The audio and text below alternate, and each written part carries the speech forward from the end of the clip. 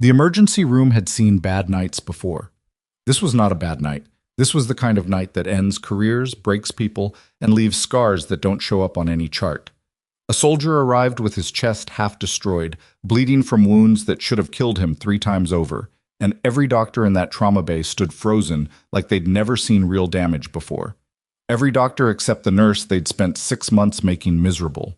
She stepped forward without a word, rid the wounds in under 4 seconds, and started issuing orders that nobody had the sense to argue with. The soldier's eyes found hers through the chaos. His hand closed around her wrist, and he said, quietly enough that only she could hear, "You're not just a nurse, are you?" If this story hits you the way it hit me, subscribe to this channel and stay until the very end, like this video, and drop a comment telling me what city or country you're watching from. I want to see exactly how far this story travels. Hartwell Regional Medical Center sat at the edge of Calverton, a mid-sized military town in the kind of geography that looks beautiful in photographs and feels exhausting to actually live in. Mountains to the west, flat industrial sprawl to the east, and a military installation close enough that the hospital handled trauma cases most civilian facilities never saw. The ER was busy on a Tuesday in a way that felt personal, like the night itself had a grudge. Quinn moved through it the way she always did, efficiently, without announcing herself, doing 3 things at once while managing to look like she was doing none of them. She was 34 years old with the kind of stillness in her face that people sometimes mistook for passivity. That was their first mistake. It was never the last. She had been at Hartwell for 8 months. In that time, she had been written up twice for overstepping, had 2 formal complaints filed against her by attending physicians who didn't like the way she flagged their decisions, and had been removed from the cardiac rotation by Dr. Raymond Ashby, the ER director, who told her plainly that she was creating tension in the department by acting outside her scope. She was, by every metric the hospital used, a problem. What those metrics didn't capture, she had also identified a missed aortic dissection in a 41-year-old who came in presenting as a panic attack, caught a double drug interaction that the attending had overlooked in a 63-year-old post-op patient, and quietly corrected a blood type mismatch in the transfusion queue that would have killed the man in bed 7 before anybody realized what happened. None of those corrections appeared on her record. The 2 write-ups did. That was the arrangement. Dr. Raymond Ashby ran the Hartwell ER the way certain men run things, through the consistent application of authority and the occasional selective use of facts. He was 51, kept himself in good shape, wore his confidence the way other people wore cologne. Too much, and it arrived before he did.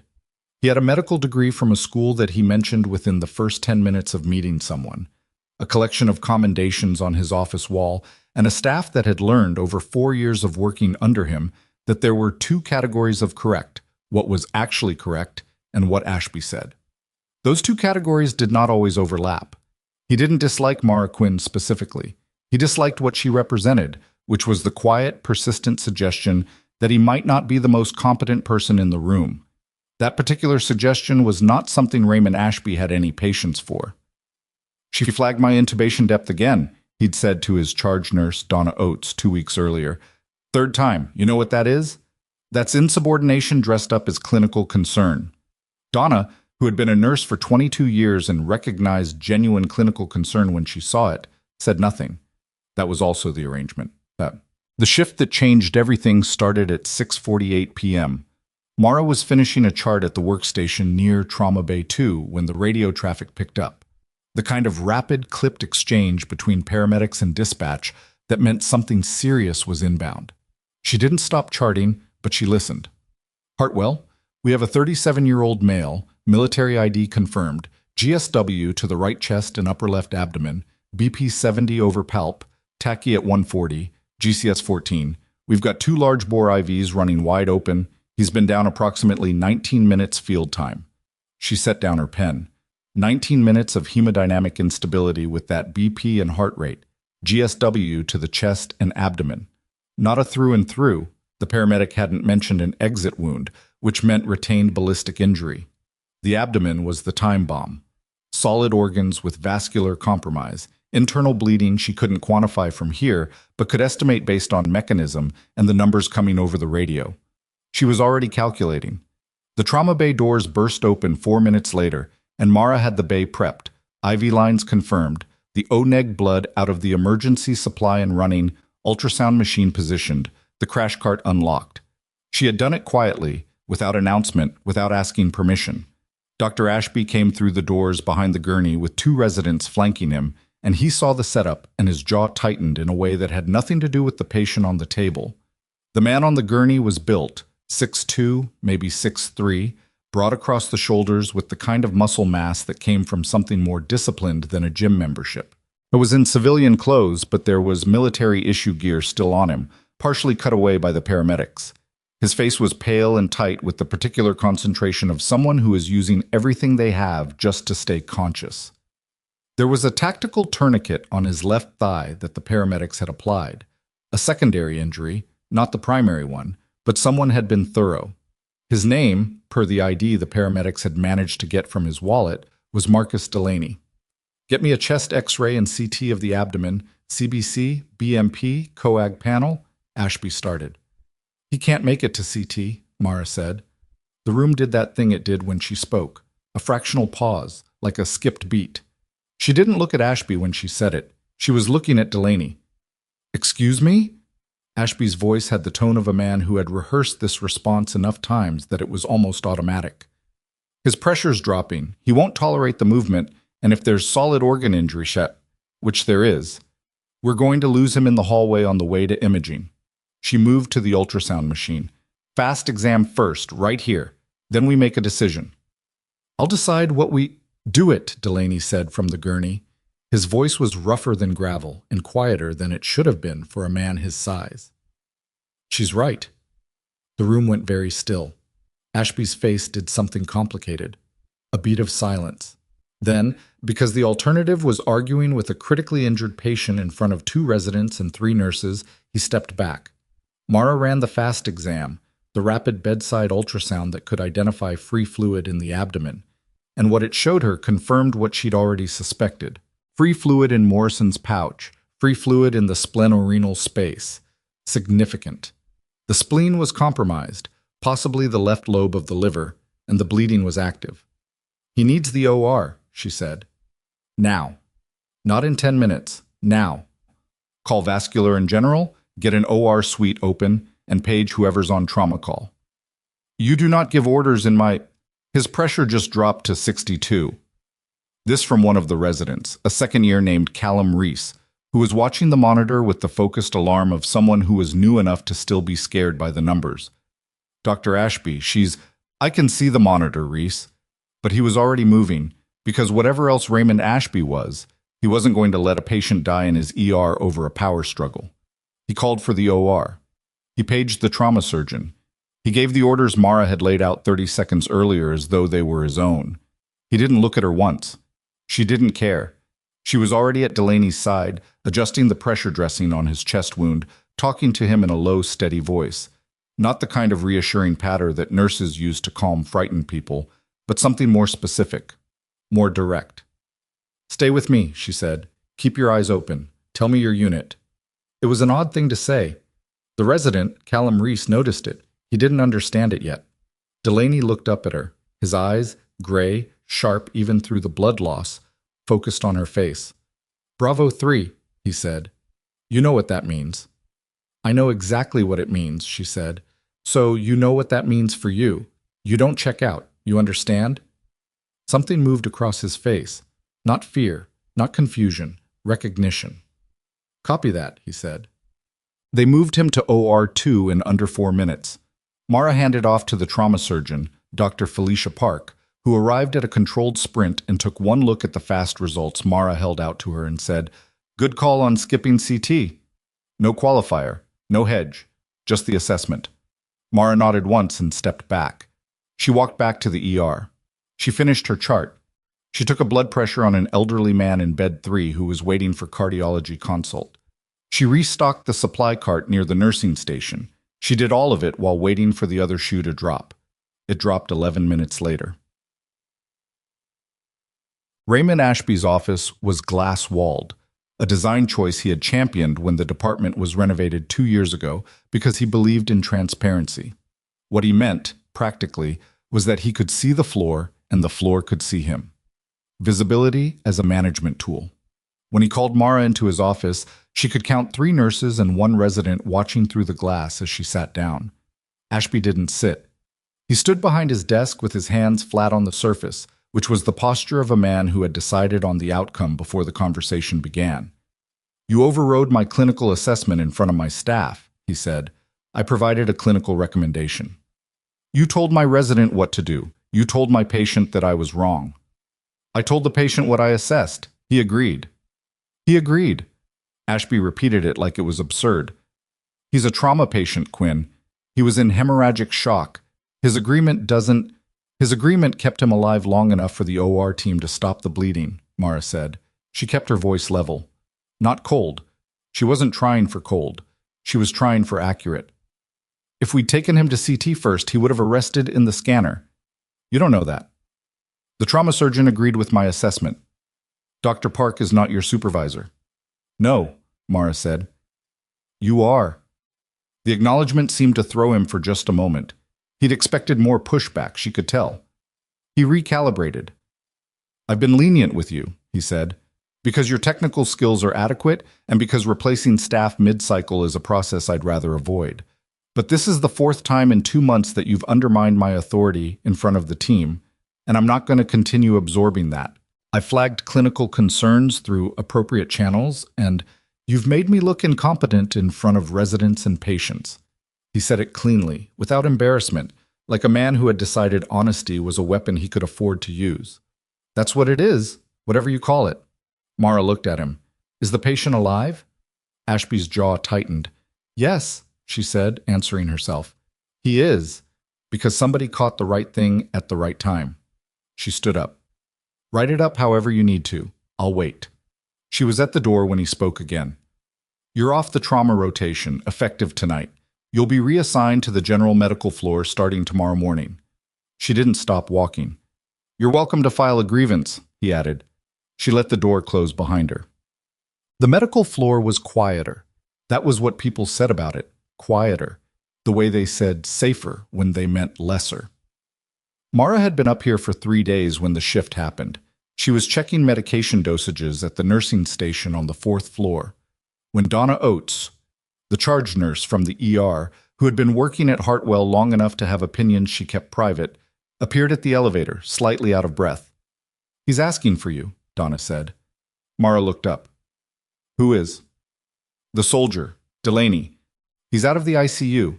They moved him to the surgical recovery floor this morning, and he's been asking." Donna paused. "Specifically for you, by name." "He doesn't know my name." "He apparently does." Mara set down the chart she was holding. She found Marcus Delaney in a private room at the end of a corridor that smelled like industrial cleaner and recycled air. He was sitting up slightly, less pale than he'd been, with the careful posture of a man managing pain that he refused to acknowledge. There were drainage tubes and an IV line, and a significant quantity of bandaging under the hospital gown, and he looked like he'd survived something serious because he had. He looked up when she came in, and something in his expression settled, the particular quality of relief that comes from recognizing someone you weren't sure you'd see again. "You moved fast," he said. "In the ER.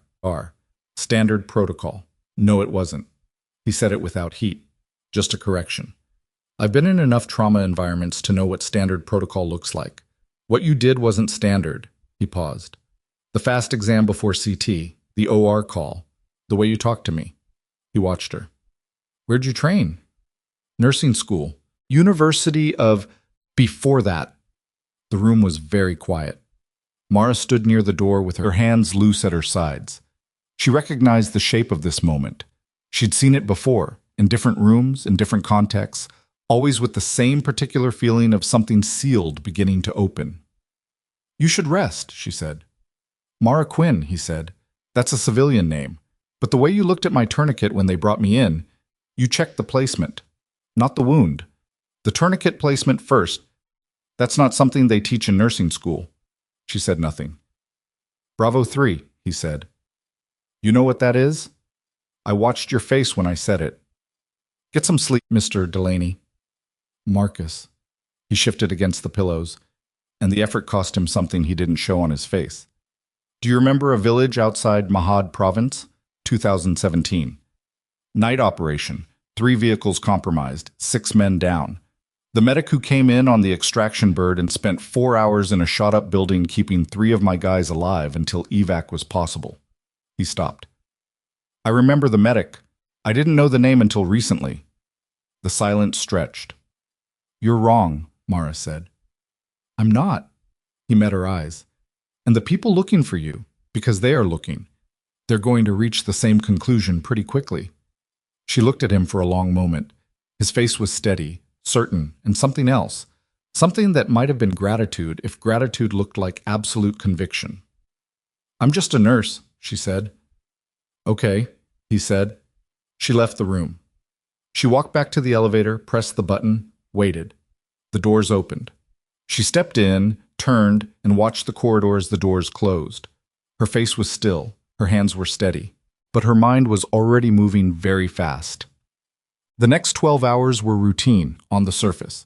Mara completed her shift, did her documentation, drove home to the small apartment 3 miles from the hospital, ran 4 miles in the dark at 5 in the morning, and came back to her next shift having slept approximately 3.5 hours. She had spent the rest of the night thinking, not about what Delaney had said. She'd processed that quickly. She spent the night thinking about what came next because she knew what came next. And she'd had 8 years to build an ordinary life, and she'd done it carefully, and she was not particularly interested in watching it disassemble. What she didn't account for was how fast it was already moving. She was 40 minutes into her shift when Donna Oates found her again, this time on the medical floor rather than at the elevators. And this time Donna looked different. Not anxious different. Something else. The particular look of a person who has seen something they weren't prepared for. There are people downstairs, Donna said. In the lobby. People. Military. Not regular uniform. I don't know the insignia, 3 of them. And they went to the administrative desk and asked for the director. And they said they needed to speak with the medical staff involved in treating a patient named Marcus Delaney. Donna paused. And one of them handed the desk coordinator a card, and she came and found me because I was in the ER that night, and Donna stopped. Mara. The card had a JSOC seal on it. Mara kept her expression neutral. Okay. Do you know what JSOC is? Joint Special Operations Command. Why would JSOC be at Hartwell Regional? Mara looked at her for a moment. I'll go down, she said. Mara. It's fine, Donna. She took the stairs. She came down 3 floors and pushed through the door into the ground floor corridor and stopped before she reached the lobby, just far enough back that she could see through the glass partition without being immediately visible herself. 3 people. 2 men in what appeared to be civilian clothes that fit the way civilian clothes didn't quite fit when worn by people whose natural habitat was a uniform. 1 woman in full military dress.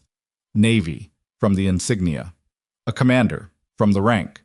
And beside the commander sitting on the floor near the lobby chairs because he was apparently too large to be comfortable in any of the available seating was a dog. Not a pet. A working dog. Belgian Malinois, in a tactical vest, ears up and alert, and scanning the lobby with the comprehensive attention of an animal that is specifically trained to not miss things. Mara recognized a military K9 unit when she saw one. She also recognized, standing at the reception desk with his hand on his hip and his chest out, and his voice at the particular volume of a man accustomed to being in charge of rooms, Dr. Raymond Ashby. She couldn't hear him through the glass, but she could read the body language. He was explaining something that required him to gesture toward the upper floors, and then toward himself, and then toward the military personnel, with the particular physical vocabulary of a man establishing his authority. The Navy commander was not impressed. That was visible from 30 feet away. The woman said something short and direct, and Ashby's chest-out posture contracted by about 20%.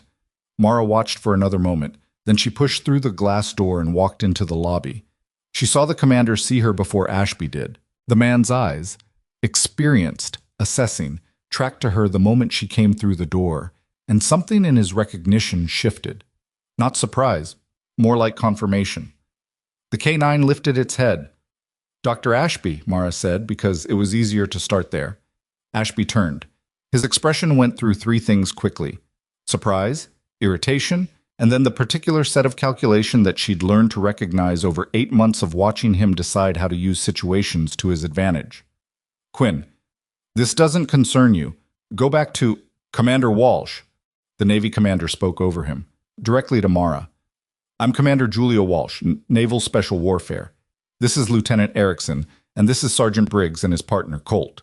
She indicated the K-9, who did not move but whose ears tracked toward Mara with focused precision. We're here in connection with the patient Marcus Delaney. I understand you were involved in his initial care. Ashby stepped forward. I was the attending physician of record for that case. The nurse was present in a supporting capacity. Were you the first to assess the need to bypass CT and move directly to surgical intervention? Commander Walsh asked. To Mara, not to Ashby. Mara looked at her. I recommended it. The trauma surgeon made the final call. Who recommended the FAST exam prior to imaging? I did. Who placed the initial assessment of solid organ hemorrhage? I did. Walsh nodded, just once. She looked at Mara with the particular directness of someone who has spent a career evaluating people under pressure and has developed very reliable instincts about what they're seeing. We'd like to speak with you privately, Walsh said, if that's possible. She's on shift, Ashby said. His voice had taken on an edge now. Not loud, but sharp.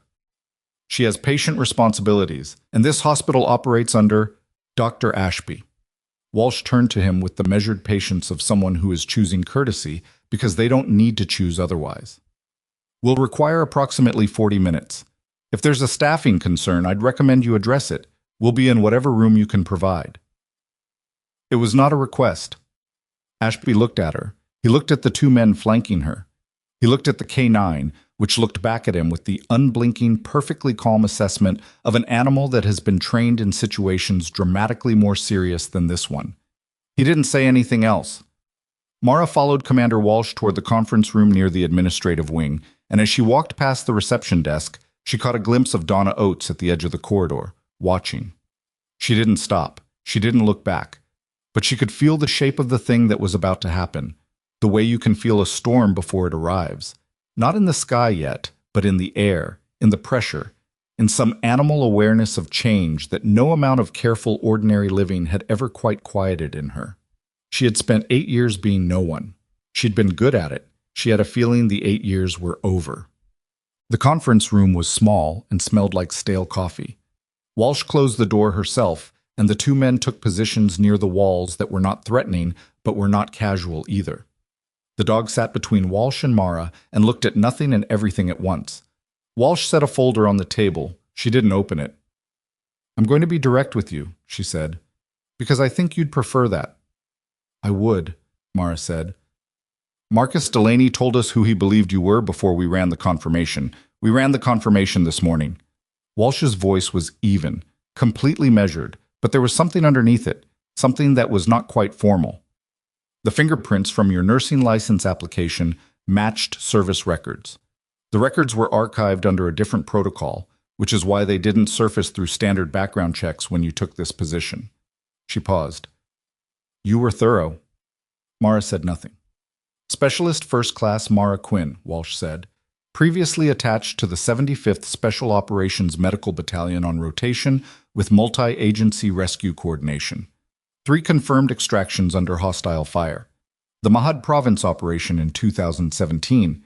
6 casualties, 3 critical, all 3 survived. A commendation was submitted and subsequently withdrawn at your own request. She looked up from the folder. You left the service 6 months after that operation.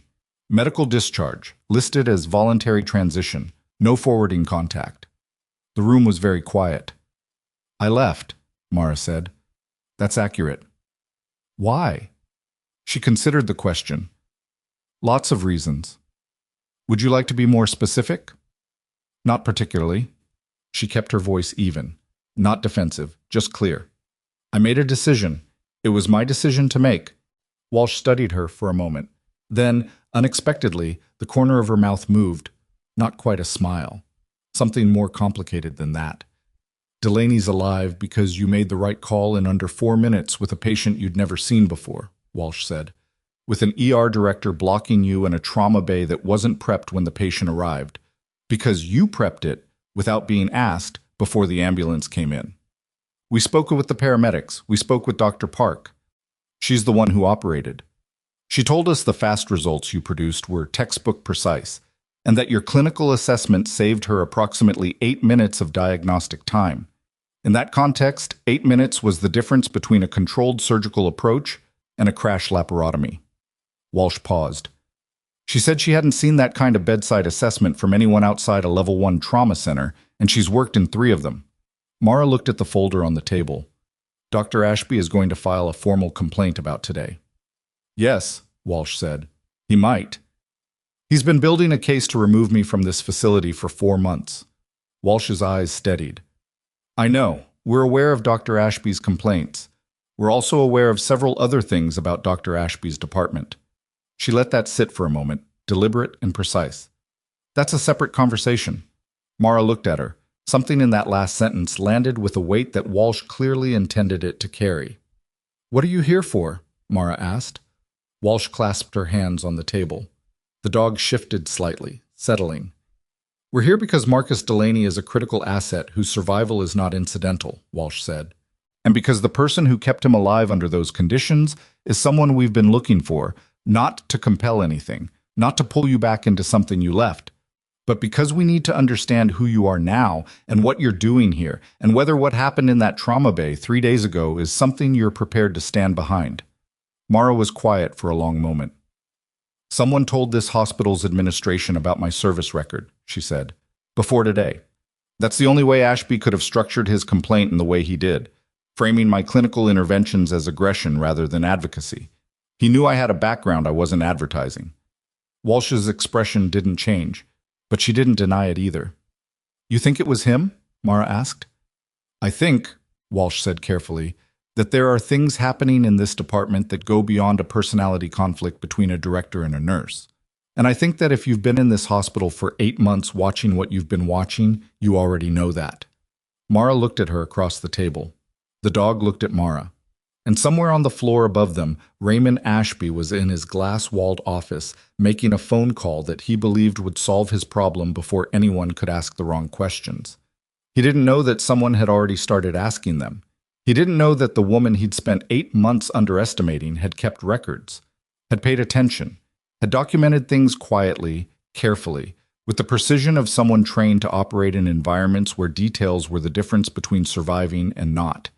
He didn't know any of that. He was still operating on the assumption that she was just a nurse. The phone call Ashby was making lasted 6 minutes. Mara knew this because she had left the conference room 3 minutes before it ended. Walsh had given her a card, told her they'd be in Calverton for 48 hours, and let her go without pressure, without conditions, in the way of someone who understood that pressure wasn't the tool for this particular situation. And as she walked back through the administrative corridor toward the elevator, she passed close enough to Ashby's office to see him through the glass wall, phone against his ear, his back half turned and his free hand moving in the chopped, emphatic gestures of a man dictating terms to someone he believed was beneath him. She didn't stop. She kept walking, took the elevator up, and went back to work. She had 4 patients to check on. She checked on all 4. She updated a chart. She caught a junior nurse misreading a potassium result and corrected it without making it a lesson. She drank half a cup of coffee that had gone cold while sitting in the nurse's station. And she thought about 6 things at once with the focused compartmentalization that people who had never been in her specific kind of situation might have called detachment. It was not detachment. It was the opposite. A very complete and deliberately structured engagement with everything happening simultaneously, because the alternative was to let any one thing consume the others, and she couldn't afford that. She knew Ashby's call had been to the hospital's legal department. She knew because 22 minutes after she returned to the floor, she received a message through the internal system from the HR director, a woman named Patricia Gould, who communicated exclusively in carefully hedged institutional language, requesting that Mara report to her office at her earliest convenience to discuss professional conduct documentation. It was a fast move, faster than she'd expected, which told her that Ashby had either prepared for this specific contingency in advance, or that the legal department kept pre-drafted documentation templates for exactly this kind of situation. Neither possibility was reassuring. She messaged back that she'd come down at the end of her shift. Then she went and took a patient's blood pressure and wrote it down and moved on to the next room. Donna Oates found her again at 2:40 in the afternoon, and this time there was no preamble. "He's telling people you falsified the trauma record," Donna said. She'd followed Mara into the supply room and kept her voice low, though there was a quality to her quietness that wasn't quite calm. It was the low register of someone suppressing something larger. "From the Delaney case. He's telling the senior residents that you backdated your notes to make it look like you made the fast call before he did." Mara looked up from the supply shelf. "Who told you?" "Reese, the second year. He came to me because he was there and he knows it isn't true and he didn't know what to do with it." Donna pressed her mouth together briefly. "He's 26, Mara. He's scared of what happens if he contradicts an attending." "He should be scared," Mara said, not unkindly. "That's not an irrational response." "What are you going to do?" Mara considered the supply shelf in front of her. Gauze packs, adhesive tape, the orderly infrastructure of a system she'd been working inside for 8 months, learning its rhythms and its shortcuts and its specific varieties of dysfunction. She'd known from the beginning that it was temporary. She hadn't expected the end to come quite like this, but she hadn't expected it to last forever either. "I'm going to finish my shift," she said. Donna stared at her. "He's going to get you fired." "He's going to try." She pulled the item she'd come for off the shelf and turned toward the door. "Donna, the resident, Reese, tell him not to sign anything Ashby puts in front of him without talking to legal counsel first. His own legal counsel, not the hospital's." Donna blinked. "You think he'd be asked to—" "I think Ashby is building a version of events, and building it requires signatures. Don't let the kids sign anything." She left the supply room. Behind her, she heard Donna exhale, a long, slow, pressurized sound, like something that had been held in for a considerable amount of time. The HR meeting with Patricia Gould lasted 38 minutes and accomplished nothing concrete, which was exactly what it was designed to do. Gould had a specific bureaucratic talent for presenting negative actions: suspension of duties, formal investigation initiation, the quiet stripping of access credentials, as neutral administrative processes, the way a dentist describes a root canal as a procedure. Routine. Necessary. Nothing personal. Mara sat across from her and listened to the language carefully. The words Gould used, the words she didn't use, the specific framing of each sentence. She was being placed on administrative leave pending a review of her conduct during the Delaney trauma response. The review would be conducted by an internal panel. Her access to patient records would be restricted during the investigation period. She was asked to surrender her badge reader at the end of the meeting. "How long?" Mara asked. "The review process typically takes 10 to 15 business days." Typically. These situations are individually assessed. Mara looked at her for a moment. Gould had the practiced composure of someone who had done this exact thing many times, delivered decisions that affected people's livelihoods while maintaining the affect of a woman discussing weather patterns. It wasn't cruelty, it was professionalism of a specific and depressing variety. "Has Dr. Ashby provided a formal statement?" Mara asked. "I'm not able to share the specifics of— Has Dr. Park been contacted, the trauma surgeon who operated on the patient?" A brief pause. "The review will encompass all relevant parties." "Has she been contacted?" Gould adjusted the folder in front of her. "I'm not in a position to confirm the status of individual." "No," Mara said. "She hasn't." She stood up. "I'd like the documentation of this meeting in writing by end of business today, including the specific conduct allegations, and the names of the individuals who initiated the review request." Gould blinked. It was a small blink, but Mara caught it. The fractional recalibration of someone who had expected this to go a different way. Yes, that's your right." "Thank you," Mara said. She picked up her bag. "I'll return the badge reader at the security desk on the way out." She walked to the door, then stopped. "Patricia." She turned back. "Has anyone from Naval Special Warfare contacted this administration today? Regarding the Delaney case?" Another pause, longer this time. "I can't—" "That's a yes," Mara said. "Thank you." She left. She drove home. She showered. She made food she didn't particularly taste and ate it standing at the kitchen counter, looking at the window without seeing anything outside it.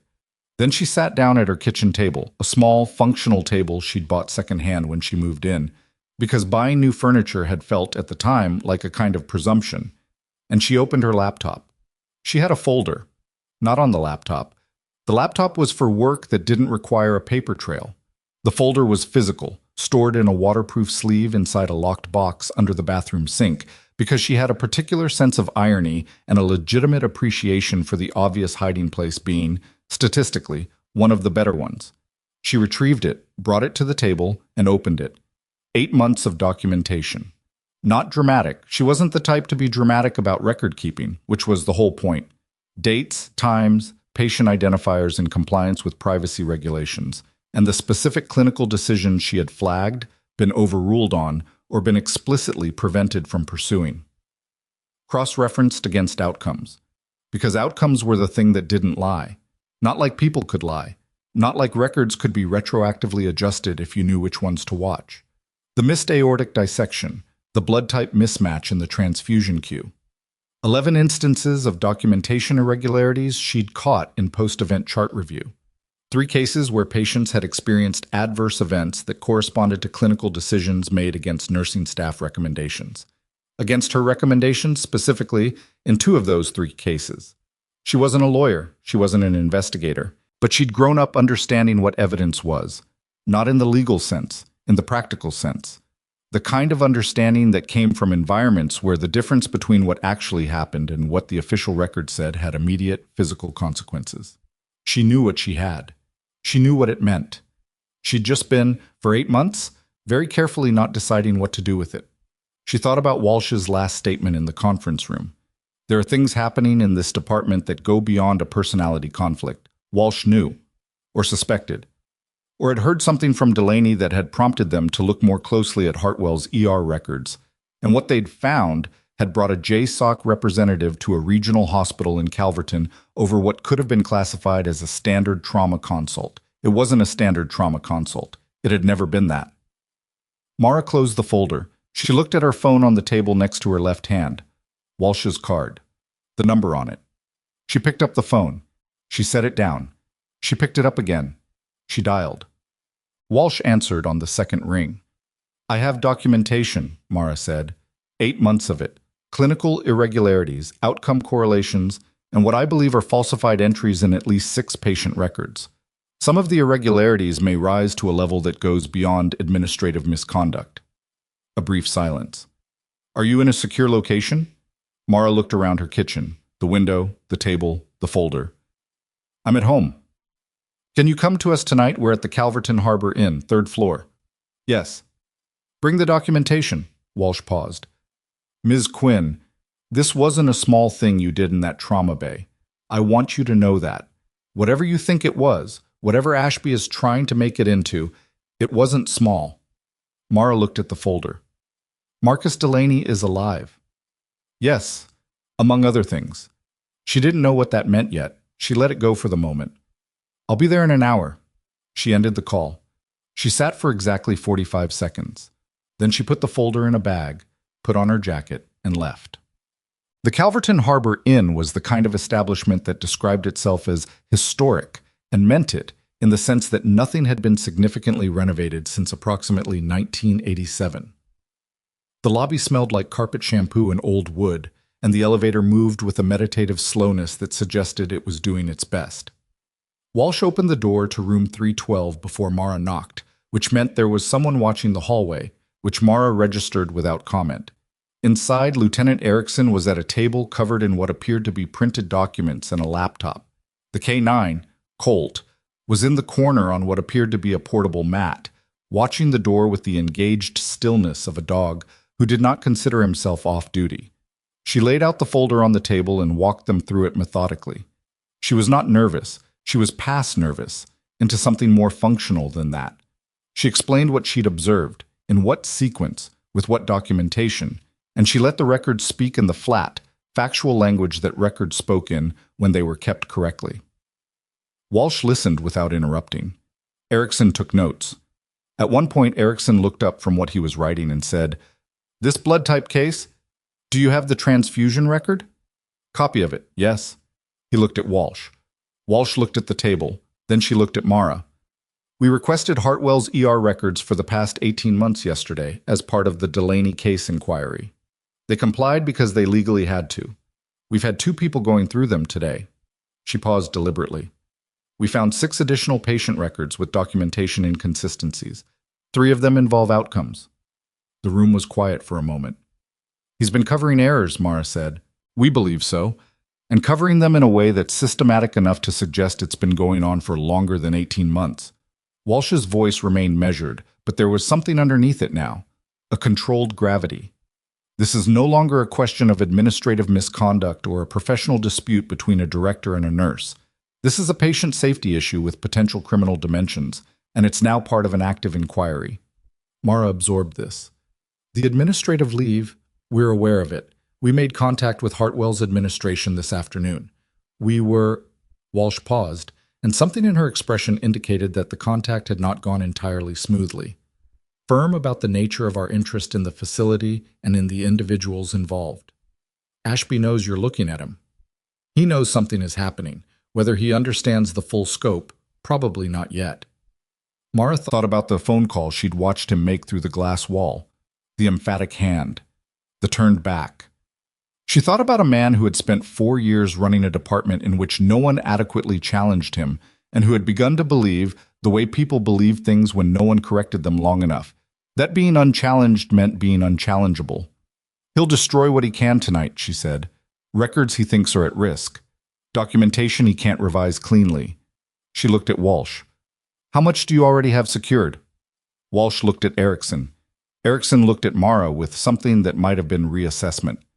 We requested a litigation hold from hospital administration this afternoon. All records and electronic systems are frozen as of 4 p.m. Did Ashby know about the hold before 4 o'clock? A pause. Erickson's expression shifted slightly. That's a good question. It's a relevant one. She kept her voice even. If he had advance notice, even 30 minutes. We're pulling the electronic access logs, Walsh said. She was already picking up her phone. Erickson. Erickson was already at the laptop. Mara sat back and watched the 2 of them move into action with the particular economy of people who knew how to work quickly and didn't need to narrate it. The canine in the corner shifted on his mat, ears forward. She felt something that was not quite relief and not quite vindication, something quieter than either of those, more practical. The sensation of a thing that had been suspended for 8 months finally, irrevocably, beginning to move. She was back in her apartment by 11. She slept 5 hours. Less than she wanted, more than she expected. She woke up to 2 messages. The first was from Donna Oates, sent at 6:47 a.m. There are investigators at the hospital, not hospital people, federal badges. Ashby hasn't come in. Nobody knows where he is. The second was from a number she didn't recognize, sent at 6:53 a.m. 10 words. You should know they found the thought you'd want to know. She stared at the second message for a long time. She didn't recognize the number. But the message was specific and accurate. Walsh and Erickson had been working on the access logs last night, and a hard delete of files from a restricted administrative account in the 90 minutes before the 4 p.m. litigation hold was exactly the kind of thing they would have found. The kind of thing that moved a case from suspected misconduct to evidence of cover-up. She didn't know who had sent the message. It could have been Erickson. It could have been someone else in the building last night who had access to the same information and a reason to make sure she knew. She saved the number. She got up, made coffee, and looked out the kitchen window at a morning that was overcast and flat and perfectly ordinary. Her phone rang. She answered without looking at the screen. Ms. Quinn. Walsh's voice was brisk, but underneath the efficiency there was something that had changed since last night, a different frequency. We need you back at the hospital this morning. There's been a development. The hard delete. A brief pause. You got that message? Yes. We'll talk about that when you get here, but that's not... The development isn't that. Another pause. Shorter, but weighted differently. Marcus Delaney is asking to speak with the hospital administration, formally, with a legal representative from Naval Special Warfare present. Walsh's voice was careful. And he's asking for you to be in the room. Mara set down her coffee cup. Why? Because he says there are things the administration needs to hear from someone who was there, Walsh said. And because he says the nurse who saved his life should be present when the record gets corrected. She paused one more time. He was pretty direct about it. Mara looked out the window. The overcast morning, the flat gray light, the unremarkable street outside an apartment she'd chosen because it was 3 miles from a hospital and had a month-to-month lease. "I'll be there in 40 minutes, she said. She ended the call. She picked up her coffee again. She was halfway through it when another message arrived. This one from a number she'd seen in the hospital's internal system before, attached to an account she hadn't expected to contact her. Dr. Callum Reese, second-year resident, young, scared, standing in the middle of something he didn't have the architecture to navigate yet. The message said, "I wrote down everything I saw that night, the actual sequence. I have it. I don't know if it helps, but I thought you should know I have it." Mara read it twice. She typed back, "It helps. Don't delete it. Don't share it with anyone at the hospital. I'll tell you who to give it to." She sent it. She finished her coffee. She got dressed. She was pulling on her jacket when her phone rang a third time, and this time the number that came up on her screen made her stop. Not Walsh, not Donna, not Reese. It was the hospital's main administrative line. She answered, "Ms. Quinn." The voice was not Patricia Gould. It was male, tightly controlled, carrying the specific tension of a man who had spent the last 14 hours realizing that the situation he believed he was managing had been managing him all along. "This is Administrator Whitfield. We're requesting your presence this morning for an emergency administrative review." "I'm aware," she said. "Commander Walsh already called." A pause. "You've spoken with Commander Walsh?" "Yes." Another pause, longer. She could hear him recalibrating in real time, the particular sound of a man revising his assumptions about how much control he still had over the morning. There are several things that need to be addressed," Whitfield said, "regarding Dr. Ashby's department, and regarding the circumstances of your administrative leave, which we may need to revisit in light of—" "I'll be there at 8:30, Mara said. She hung up. She looked at her reflection in the dark window above the kitchen sink, a brief, functional glance, the kind she gave every morning without thinking about it. A 34-year-old woman in a jacket, car keys in one hand, a bag with 8 months of documentation in the other, preparing to walk back into a building that had spent 3 days trying to make her small. She turned away from the window. She was almost at the door when her phone buzzed one final time. Not a call, a message, from Walsh's number. "One more thing before you arrive. We ran Ashby's financial records as part of the inquiry authorization. He's been receiving consulting payments from a private medical auditing firm since 2021. The firm's primary client portfolio includes the liability insurance carriers for 3 hospitals in this region." A second line followed, arriving half a second after the first. He wasn't just covering errors. He was being paid to make the numbers look clean. Mara stood at her apartment door and read the message twice. Then she read it a third time, slowly, letting the full shape of it settle. Not incompetence, not fear, not a man protecting himself from the consequences of his mistakes. Something colder than all of that. Something that had been operating underneath everything she'd seen for 8 months. Underneath the write-ups and the rotation removal and the bureaucratic machinery of a system that had been bending in a particular direction for a very long time. He had been paid to falsify, to manage, to make liability numbers look like acceptable loss. And she had been in his department, noticing, documenting, correcting for 8 months. And he had known. He had known she was a threat not because she was ambitious or aggressive or any of the things he'd called her. He had known because she was accurate, and accurate was the one thing the entire arrangement couldn't survive. She opened her apartment door. The hallway was empty, ordinary, fluorescent lit in the gray morning way of apartment building hallways everywhere. She walked to the elevator. She pressed the button. She waited. And somewhere across the city, in a hospital where federal investigators were reviewing access logs and a Navy commander was preparing a room, and a young resident was sitting with a piece of paper that documented the truth of a single night in careful, frightened handwriting. A man who had built a career on the assumption that the people beneath him would always stay beneath him was finally beginning to understand exactly what he had underestimated. The elevator arrived. The doors opened. Mara stepped in.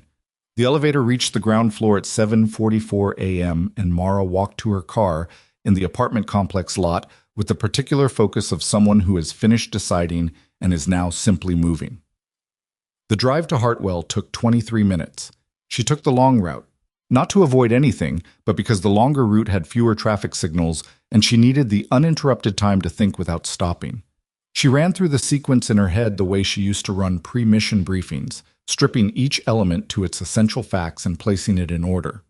What was confirmed, what was probable, what was unknown and needed to be treated as a variable. Confirmed.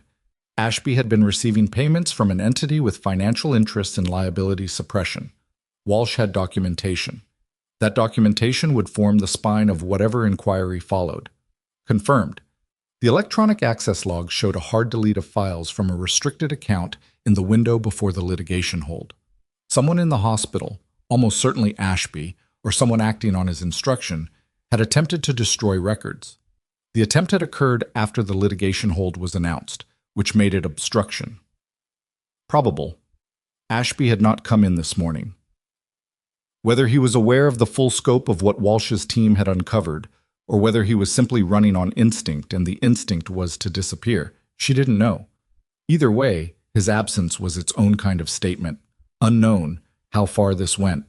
Whether it was one man managing his own exposure, or whether there were others in the administrative structure who had known, or looked away, or actively participated in what amounted to a long-running scheme built on harm that had been quietly reclassified as acceptable outcome variance. She parked in the hospital's visitor lot and sat in the car for 45 seconds with the engine off, looking at the building's main entrance. Then she got out and went in. The lobby was different from how she'd last seen it. Not physically. The same carpet, the same reception desk, the same institutional lighting that made everyone look slightly unwell. But the population had shifted. Two people in suits near the administrative corridor moved with the quiet, systematic energy of federal investigators. A uniformed security officer stood near the elevator bank, looking uncomfortable in the particular way of someone whose job had just become significantly more complicated than expected. And at the reception desk, Bree, the morning coordinator who had always been uncomplicated in her friendliness toward Mara, was on the phone with the focused, slightly glassy expression of a person receiving instructions she was trying very hard to follow correctly. Commander Walsh was in the administrative conference room. Erickson was standing in the hallway outside it and nodded when he saw her, brief, functional, and held the door. Walsh was at the head of the table. Marcus Delaney was also in the room. He was in a wheelchair, which she'd understood logically but hadn't fully visualized. 5 days out of significant abdominal surgery, ambulation would be limited and painful. But he had clearly insisted on being here. That was visible in the set of his jaw and the careful, controlled way he held himself upright against discomfort he refused to name. He was in civilian clothes, dark shirt, jacket, and he looked like a man who had decided how he was going to show up and had prepared accordingly. He looked at her when she came in, and something in his expression adjusted, the same way it had in the recovery room. "You actually came," he said. "I said I would." People say a lot of things. Administrator Whitfield sat at the far end of the table, a compact man in his late 50s carrying the particular institutional exhaustion of administrators who had spent too long managing conflicts they hadn't caused. He looked like he hadn't slept. There was also a woman Mara didn't recognize, mid-40s, precise posture, a laptop open in front of her, and a legal pad beside it. She introduced herself as Special Agent Renata Voss, Department of Health and Human Services Office of Inspector General. She said it without inflection, the way people say things they've said many times before, and she gestured toward the empty chair across from Delaney. Mara sat. The meeting began with Whitfield attempting to frame the proceedings as an internal review with federal oversight, which Voss corrected in 2 sentences by clarifying that OIG involvement transformed it into a federal inquiry under healthcare fraud statute, and that the distinction mattered because it determined who led the room. Voss led the room. She walked through the documented irregularities with methodical precision, not dramatically, not with the heightened language of accusation, but in the flat, relentless way of evidence presented by someone who does not need to perform certainty because they have it. 6 patient records. 3 adverse outcomes. The transfusion mismatch Mara had caught and corrected, subsequently documented in a way that removed her intervention entirely from the record. The aortic dissection case, where the patient had survived but initial documentation attributed the correct identification to the attending rather than the nursing staff who had caught it. Then the consulting payments. Walsh presented those. $48,000 over 3 years from a company called Meridian Clinical Partners, whose corporate structure, recently examined, revealed it as a subsidiary of a liability management firm whose clients included the insurers covering Hartwell Regional. Whitfield's face moved through a sequence of expressions Mara tracked without appearing to watch. Genuine shock first. Then something harder to read. Not guilt, but the particular discomfort of a man realizing that things had happened in his building that he should have seen and didn't. "I need to be clear," Whitfield said when Walsh paused. "I had no knowledge of any financial relationship between Dr. Ashby and any external entity." "We're aware of that," Voss said. "Your financial disclosures have been reviewed. You're not a subject of this inquiry." Whitfield absorbed this with the complicated relief of a man told he's not in trouble while standing in the room where someone else's trouble is being fully unpacked. "Where's Ashby?" Mara asked. Walsh looked at her. "He's been located. He's at his residence. An agent is present." "He knows. He knows something is happening. The full scope? Probably not yet." Delaney spoke from across the table. His voice was quieter than it had been in the recovery room. The effort of sitting upright was costing him, though he wouldn't show it directly. "I want to say something for the record." Voss looked at him. "Go ahead." "I've been in combat environments on 4 continents. I know what it looks like when someone makes a call under pressure and gets it right. What happened in that trauma bay when I came in was not a nurse following protocol. That was a trained specialist recognizing a hemorrhagic pattern and acting on it before the attending physician had finished forming an opinion." He looked at Walsh. "I don't say that to diminish anyone. I say it because the record apparently shows something different, and the record is wrong." "The record will be corrected," Voss said. "I know. I want it stated clearly." He shifted in the wheelchair, and the movement cost him something he absorbed quietly. "She saved my life. The record should reflect that without qualification." The room was quiet for a moment. Mara looked at the surface of the conference table, not away from discomfort, just letting the moment exist without filling it. The formal portion ended at 10. Voss stayed with Whitfield. Walsh stepped out to take a call. Erickson appeared with Delaney's physical therapist, a young woman who had been waiting in the hallway for 90 minutes and who looked at Delaney's posture with the professional disapproval of someone who knows exactly how much pain the man in front of her has been managing and for how long. "I need another 10 minutes, Delaney told her. "You've been upright for 2 hours. 10 minutes. She left without agreeing, which was the negotiating position of someone who knew she'd already lost. When the room was down to the 2 of them, Delaney looked at her. "You knew before Walsh called you, about the payments." "I suspected something systematic, not the mechanism." "But you kept records anyway." "Yes." "For 8 months. He paused. "Why didn't you go to the State Medical Board, or OIG directly?" "Because I needed more than suspicion, and because I needed to understand whether it was one person or a system before pointing at a target." She kept her voice even. "If you report one man and the structure survives, you've only solved part of the problem. And if you wait too long gathering evidence, people get hurt." "Yes," she said. "I know." The acknowledgement sat between them. She didn't qualify it. He didn't push. "Mahad Province," he said. 2017. My unit had been in that village for 11 hours when the vehicles were hit. 3 men who needed surgical intervention within the hour, or they weren't going home. The extraction bird was 22 minutes out. He stopped. "You came in through the north side of the building. There was still contact from 2 directions. You triaged all 3 casualties in under 4 minutes. Set up a functional surgical field in a building with no power, no sterile environment, active ballistic risk. Kept all 3 alive until the follow-on bird was clear." He looked at her steadily. "One of those men has 3 kids now. Another one is in medical school.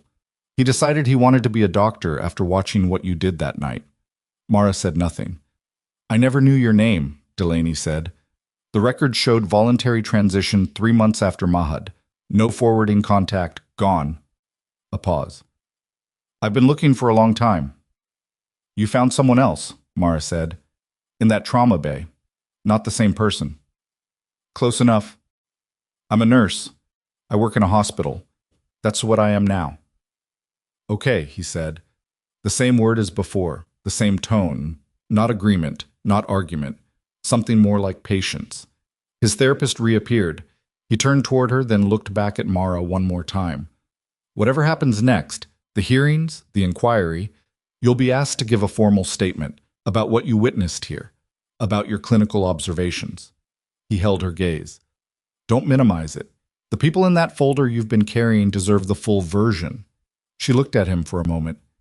You sound very certain about what I should do. I'm certain about what's right.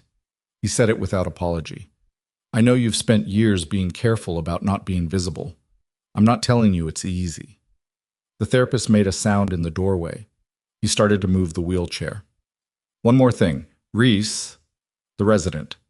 Tell him to give his documentation directly to Voss, and tell him it gets easier after the first step. A brief pause. That's actually true. He left. Mara sent Reese the message. Then she sat alone in the conference room for 30 seconds, looking at the table. The next 4 hours moved the way consequential administrative proceedings moved, slowly in some stretches, with sudden acceleration in others. Voss and her team worked through the records department. Walsh coordinated with administration on emergency staffing. And at 11:47, Erickson came to find Mara in the fourth-floor nursing lounge and said, "The hard delete. We recovered most of it." She looked up from her coffee. Standard overwrite protocol, but the backup servers run a 72-hour rolling archive he apparently didn't know about. We got 91% of the deleted files. He had the controlled energy of someone who finds forensic recovery professionally satisfying. 11 additional patient records. 4 show direct alteration to remove documented nursing concerns before they reached attending review. Your name is on 3 of those as the originating flag. He deleted my flags and closed the cases before the flag was processed, which means they don't appear in the hospital's reportable event log. The insurers never see them. She thought about what that meant concretely, not abstractly. Each flag she'd entered and watched disappear into administrative silence had represented a specific patient who came to the hospital needing help, and in at least some of those cases, had been harmed in ways that were then actively concealed from the people whose job was to prevent future harm. Who else knew? She asked. That's what we're working on. He paused. The financial trail is pretty well contained to Ashby, but the administrative culture that allowed it, not questioning him, not reporting upward, not pushing back, that's more distributed. Institutional complicity. That's a diplomatic way to put it. He met her eyes. You flagged it, repeatedly, through channels. And the system processed your flags as disciplinary issues rather than clinical concerns. That's going to be part of the inquiry record. He left. She sat with it. Not with anger. She'd had 8 months for anger and spent it efficiently, channeled into documentation rather than noise, because noise accomplished nothing in systems designed to absorb it. What she sat with now was the particular exhaustion of a long-sustained effort approaching its conclusion, combined with the awareness that conclusion was not the same as resolution. The patients who had been harmed. The 3 adverse outcomes. She did not know yet what had become of those 3 people, whether the harm was temporary or permanent, whether they'd recovered or carried it still. She would know eventually. The inquiry would surface it. She did not want to know and could not look away from the necessity of knowing. Both things were true simultaneously, and she held them both. At 1:15 in the afternoon, Ashby came in. Not the way she would have predicted. She'd expected, if he came at all, the posture of a man maintaining his authority performance as armor. What walked through the hospital's main entrance, flanked by a personal attorney with an OIG agent following at a precise and unambiguous distance, was a man who had made a calculation overnight and arrived at a specific decision about how to play it. He looked diminished, not broken. She didn't think Raymond Ashby was the type to break in any observable way, but reduced, the way things were reduced when you stripped their context. He had been a powerful man inside a specific environment, and the environment had shifted, and without it, he was a 51-year-old physician in a good suit managing consequences he had not believed would catch him.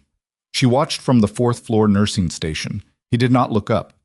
His attorney spoke briefly with Voss at the entrance to the administrative corridor. 3 minutes. Then Ashby was escorted, carefully, procedurally, with the choreography of a process arranged in advance, toward the conference room Voss had been using all morning. Donna appeared beside Mara at the station. She had clearly been watching from a different angle. He came in, Donna said quietly. Yes. I didn't think he would. His attorney told him to. You can't manage a narrative you're absent from. Mara kept her voice low.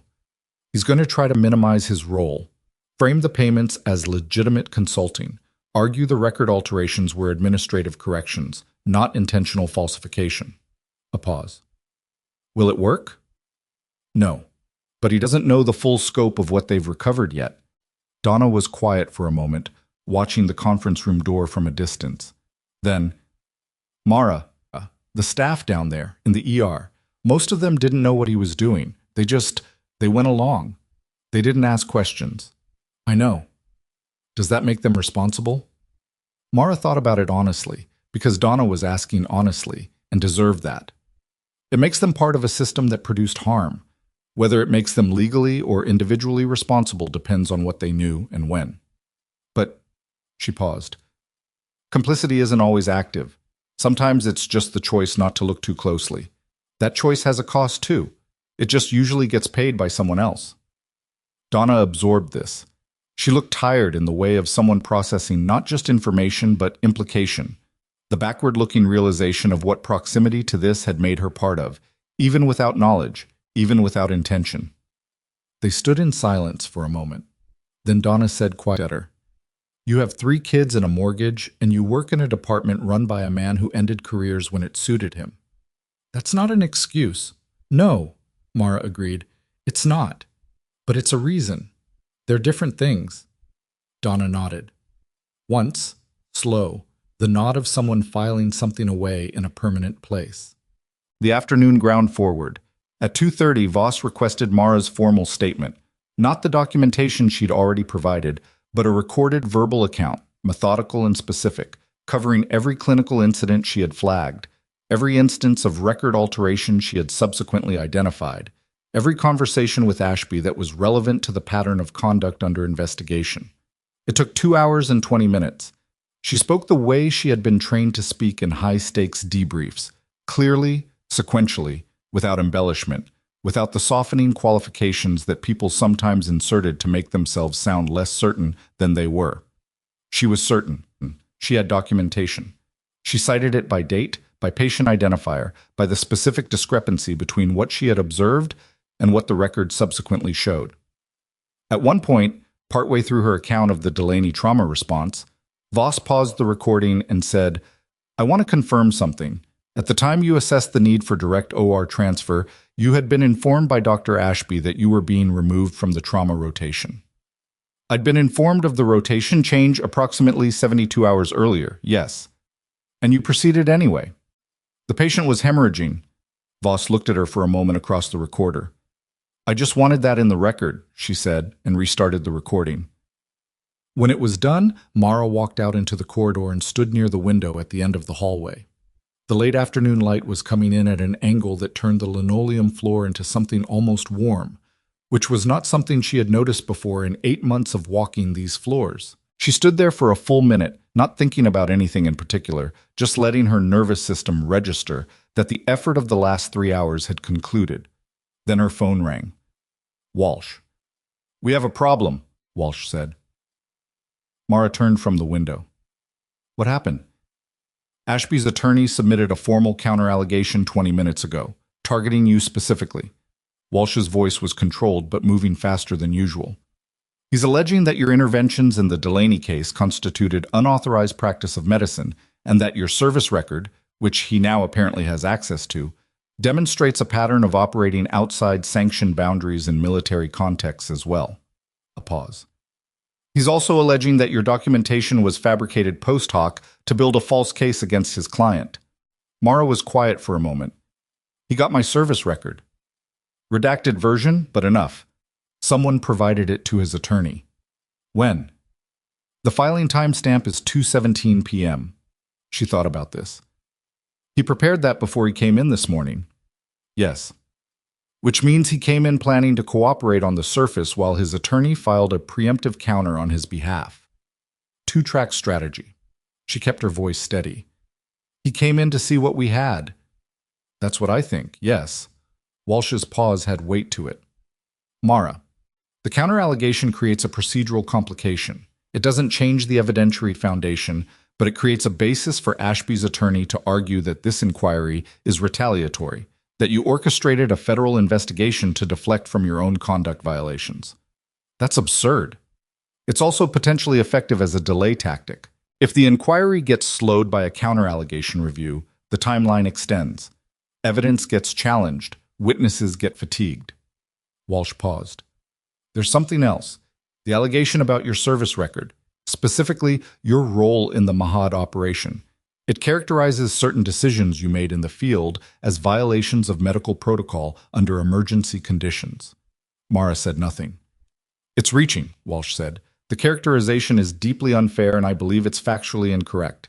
But the attorney is clearly banking on the idea that you won't want your service record open to public scrutiny, that you'll back off the statement you gave this afternoon to avoid it. The hallway was quiet.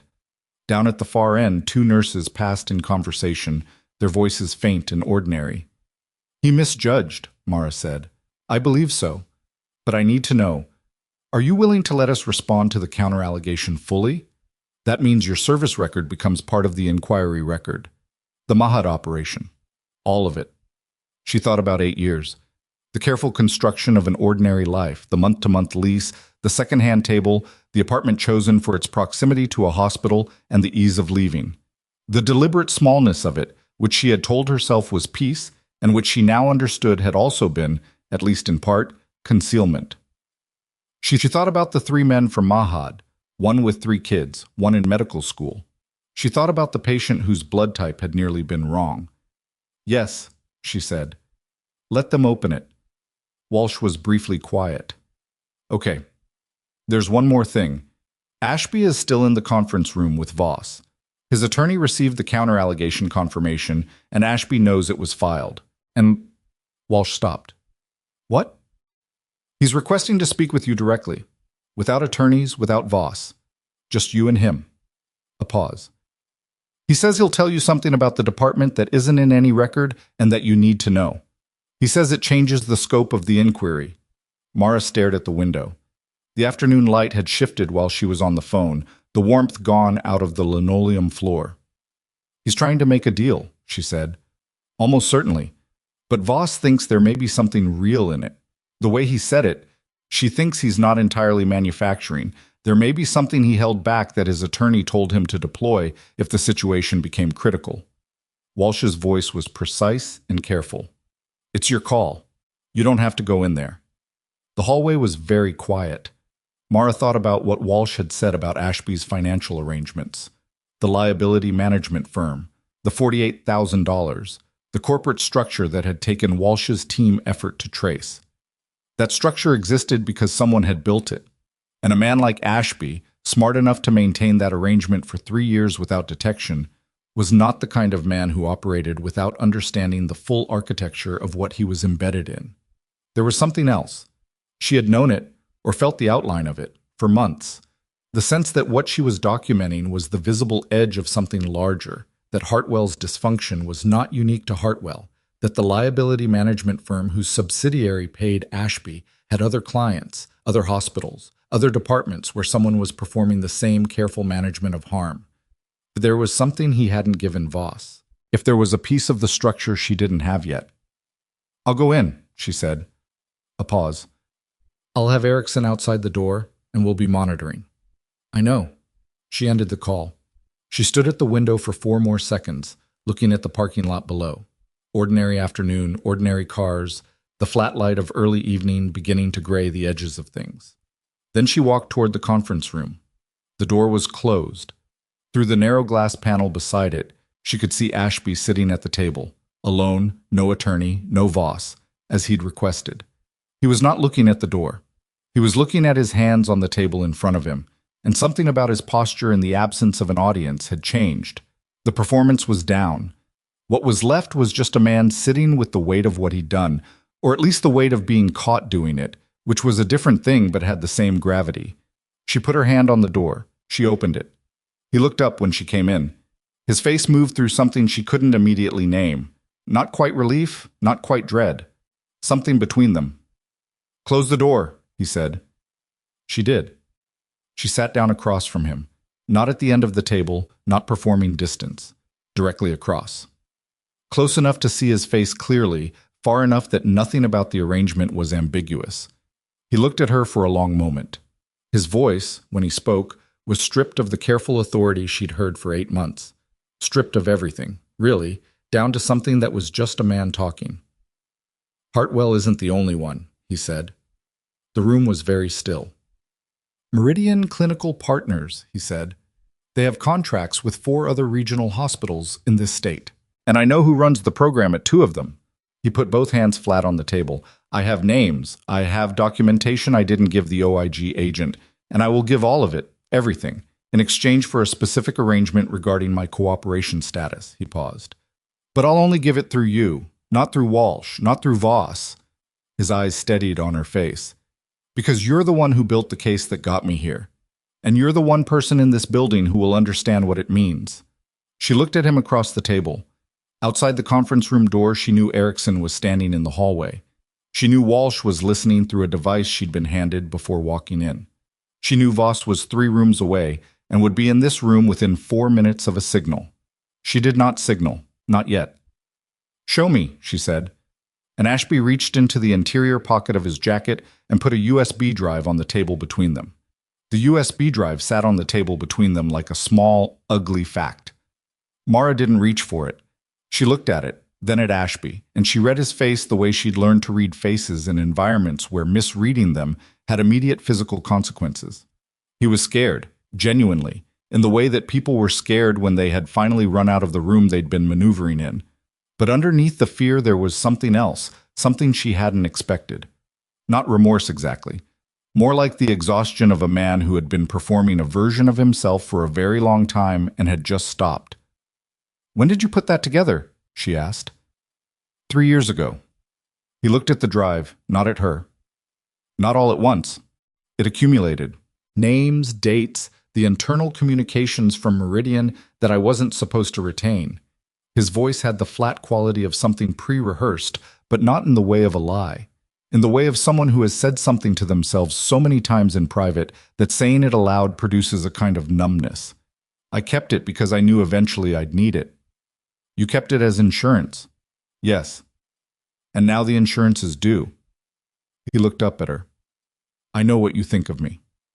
"What I think of you isn't relevant to this conversation." "No," he said, "but I want to say it anyway. When I started at this hospital, I wasn't what I became here." He stopped, pressed his mouth together. "I don't expect that to mean anything to you." "It doesn't change the patients," she said. Not unkindly, just accurately. "No, it doesn't." He looked at his hands on the table. 3 of the hospitals in the Meridian network, 2 in this state, 1 across the border in Vance County. They're running the same program. Modified error reclassification, liability outcome management, compensation suppression. The man who runs the program for Meridian is named Gerald Pratt. He's not a physician, he's an actuary. He designed the protocol and recruited the department heads who would implement it. Ashby's voice had gone very flat and precise. "I can give you the recruitment conversation. Audio." Mara looked at him. "You recorded him." "I recorded everything from the 2nd year forward, because I understood by then what I was in, and I needed a way out that didn't destroy me completely." He glanced at the drive. "That's not everything on there. There's also the original protocol document, the one Pratt uses to onboard new department heads. It details exactly how the reclassification system works, which record fields to modify, how to structure documentation to survive an internal audit." She said nothing for a moment. She was thinking about the shape of what he was describing. Not one man running a bad department, but a designed system, built by someone who understood actuarial risk well enough to construct a framework that was almost invisible until you were inside it, and looking at the individual cases and seeing the pattern underneath. She was also thinking about the fact that she was sitting in a room with a man who had spent 3 years contributing to that system while retaining the evidence to leverage his way out of it, and that the 2 things were not separable from each other, no matter how tired or diminished he looked right now. "You kept recording and kept complying," she said. "Yes." "At the same time?" "Yes." He didn't look away. "I know what that is." "Do you?" A long pause. "It's cowardice," he said, "with an escape plan built into it." He exhaled. I told myself it was survival, that I'd use the recordings when the time was right. The time kept not being right. Until now, when being caught made it right. He absorbed that without flinching. Yes. She reached across the table and picked up the drive. She looked at it in her hand for a moment. Small, unremarkable. The kind of object that got lost in desk drawers and jacket pockets, in the accumulated material clutter of ordinary life. She thought about the weight of what was on it. Not literally, because digitized audio and documents had no physical weight, but in the other sense. The weight of what it represented in terms of people harmed, claims suppressed, stories that had been administratively erased before anyone with authority to act on them had a chance to read them. She stood up. She knocked twice on the conference room door. Erickson opened it. She held out the drive to him. "Get Voss," she said, "and record everything he says from this point forward." She glanced back at Ashby. "He has names." She walked out into the hallway. Walsh was 40 feet down the corridor, phone down, watching Mara come toward her with the expression of someone who has been listening and is now recalibrating the size of what she's working with. "Gerald Pratt," Mara said when she reached her. "Actuary. Runs the Meridian program.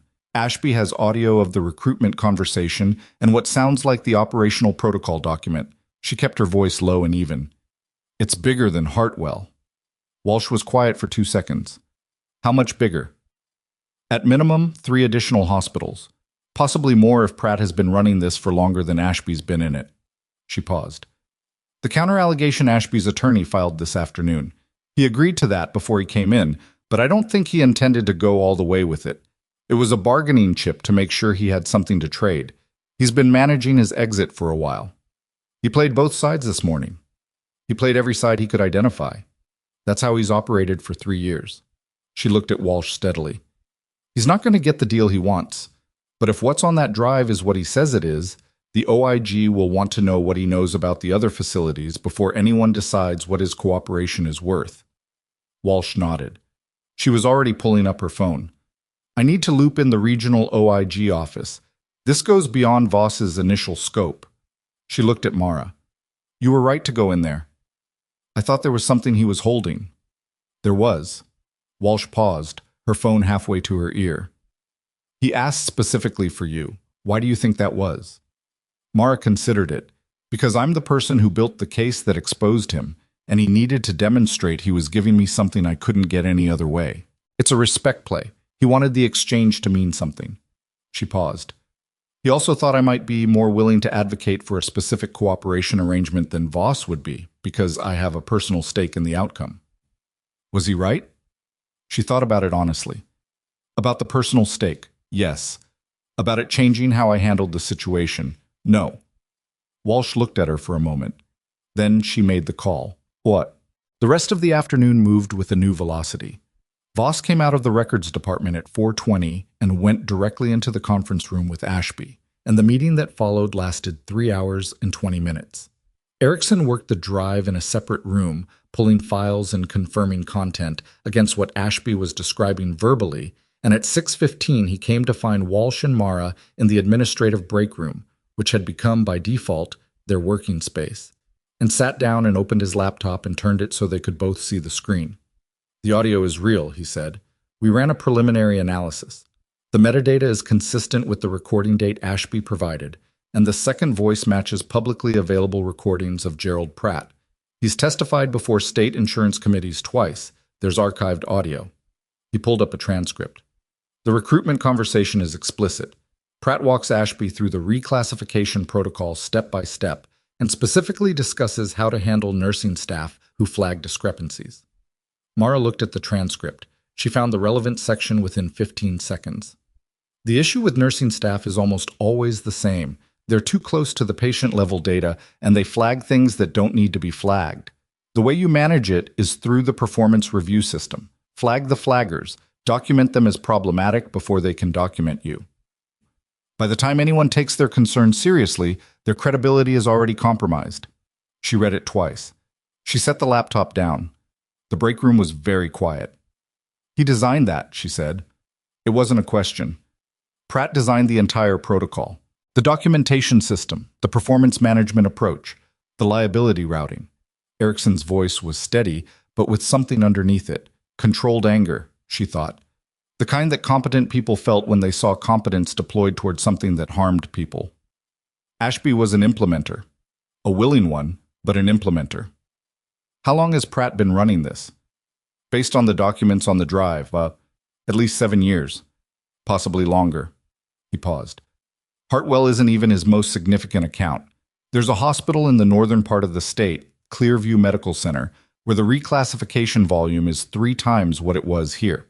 The adverse outcome rate in their ER over the past 5 years is statistically inconsistent with their reported incident rate. He looked at Mara. Someone has been suppressing a lot of data at Clearview for a long time.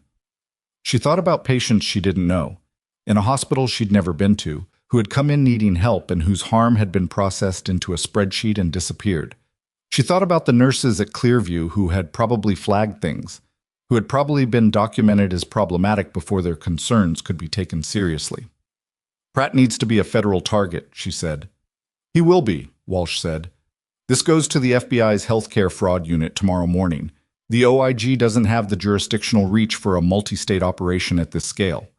She looked at Voss, who had slipped into the break room at some point in the last 2 minutes with the quiet arrival of someone accustomed to entering rooms without disrupting them. Renata. Voss set her legal pad on the table and sat down. The cooperation agreement with Ashby is going to be complicated, she said. He's been an active participant in a scheme that caused demonstrable harm to patients over a 3-year period. The counter-allegation his attorney filed this afternoon doesn't help his posture.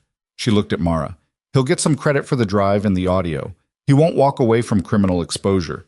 What he might get, depending on how useful his testimony is in building the Pratt case, is a reduced charge profile and sentencing consideration. That feels insufficient, Mara said. It often does. Voss said it without apology. It's also how large criminal networks get prosecuted. You make deals with the people inside to get the people running it. She paused.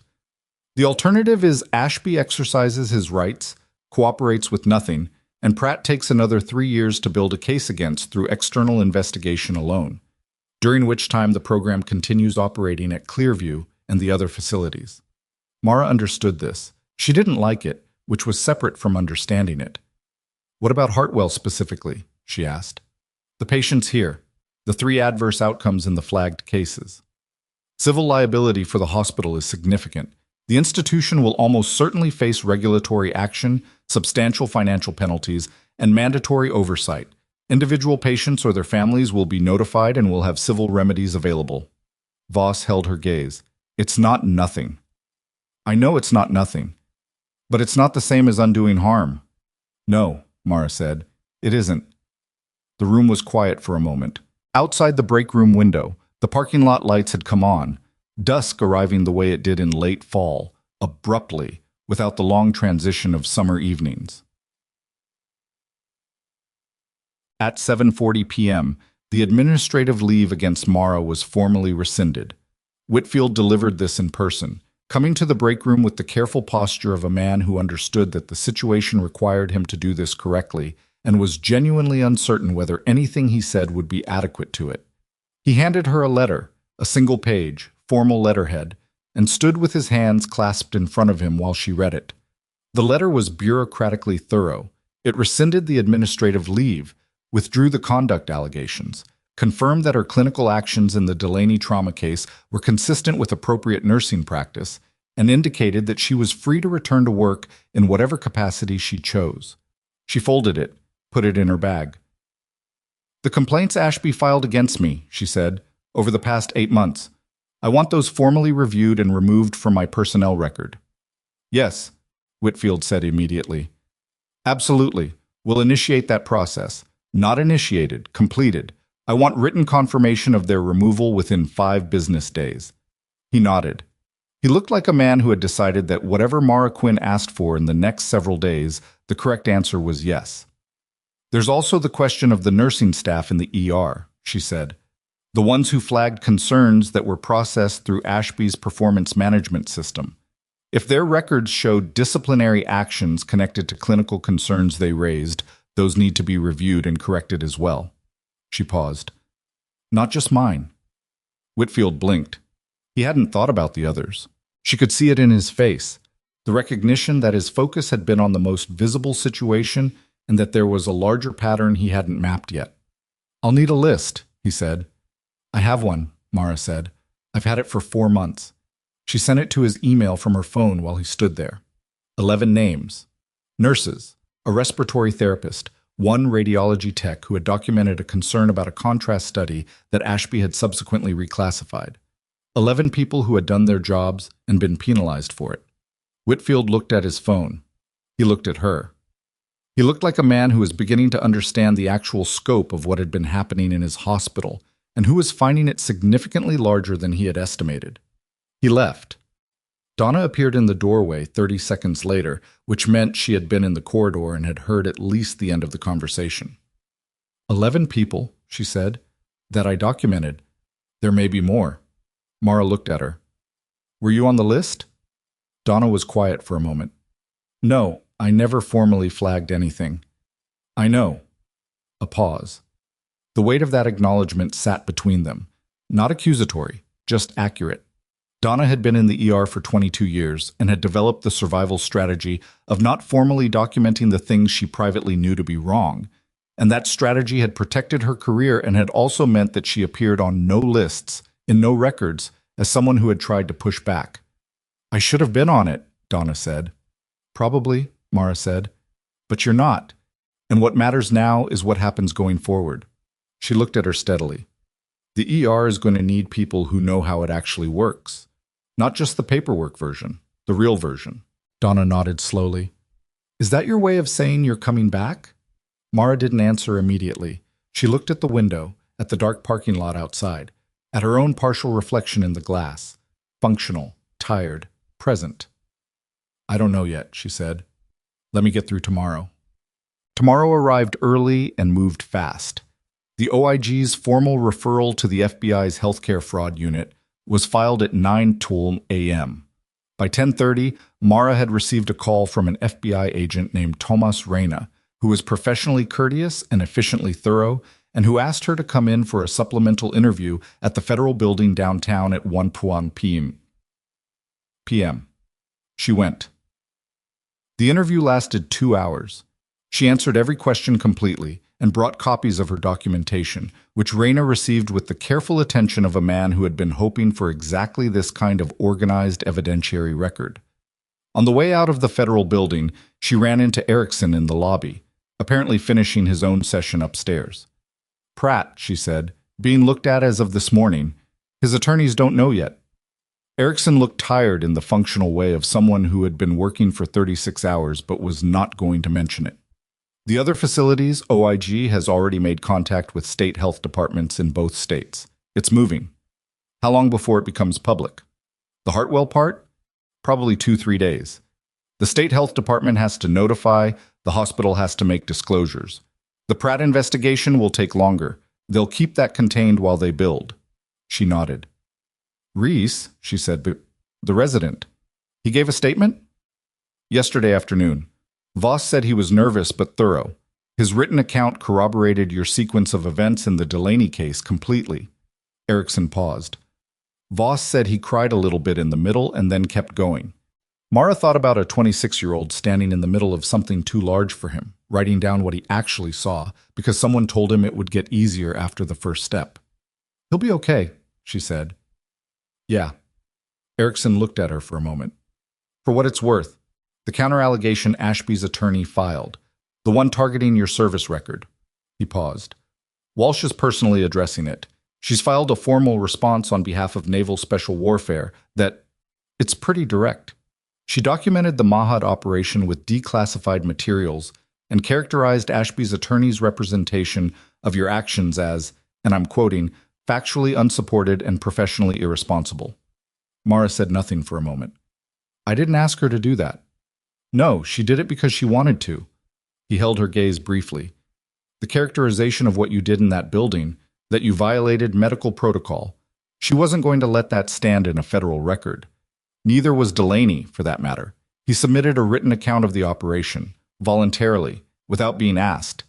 She looked at the lobby floor. The federal building lobby was all marble in height, designed to communicate the weight of institutions, not her natural environment.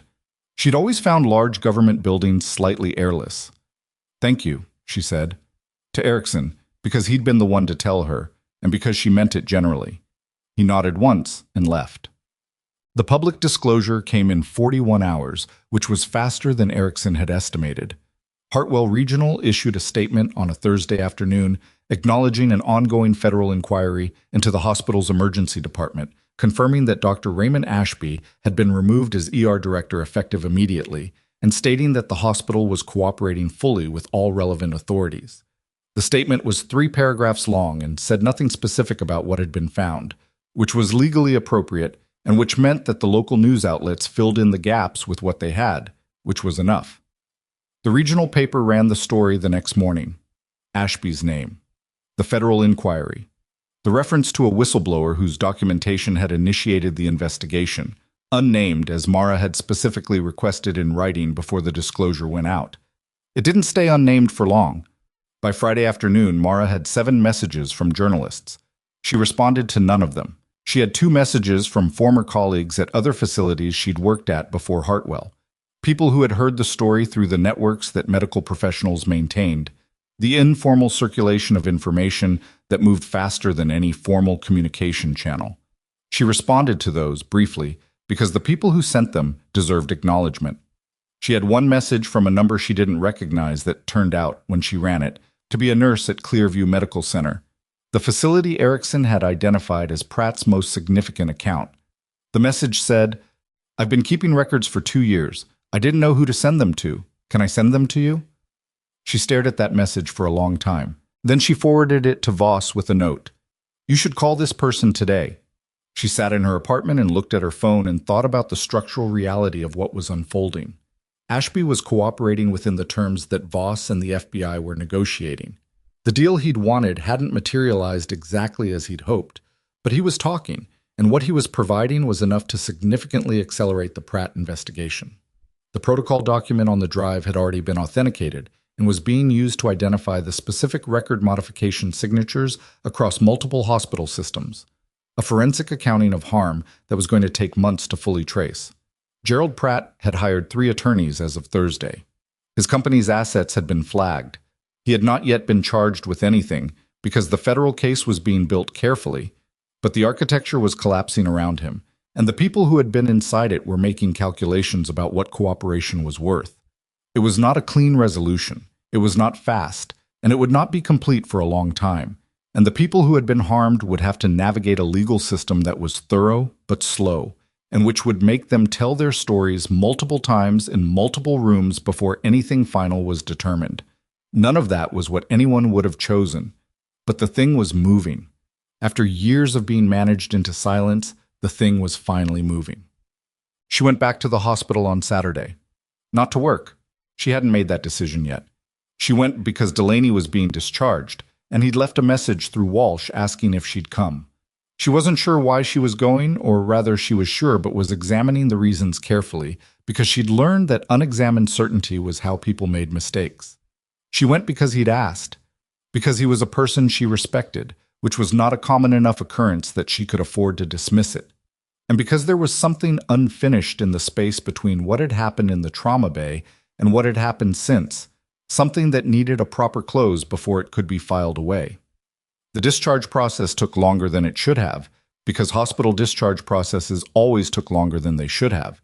This was universal, impervious to reform, and had nothing to do with anything except the volume of paperwork that attended the movement of one human being from institutional care back into the world.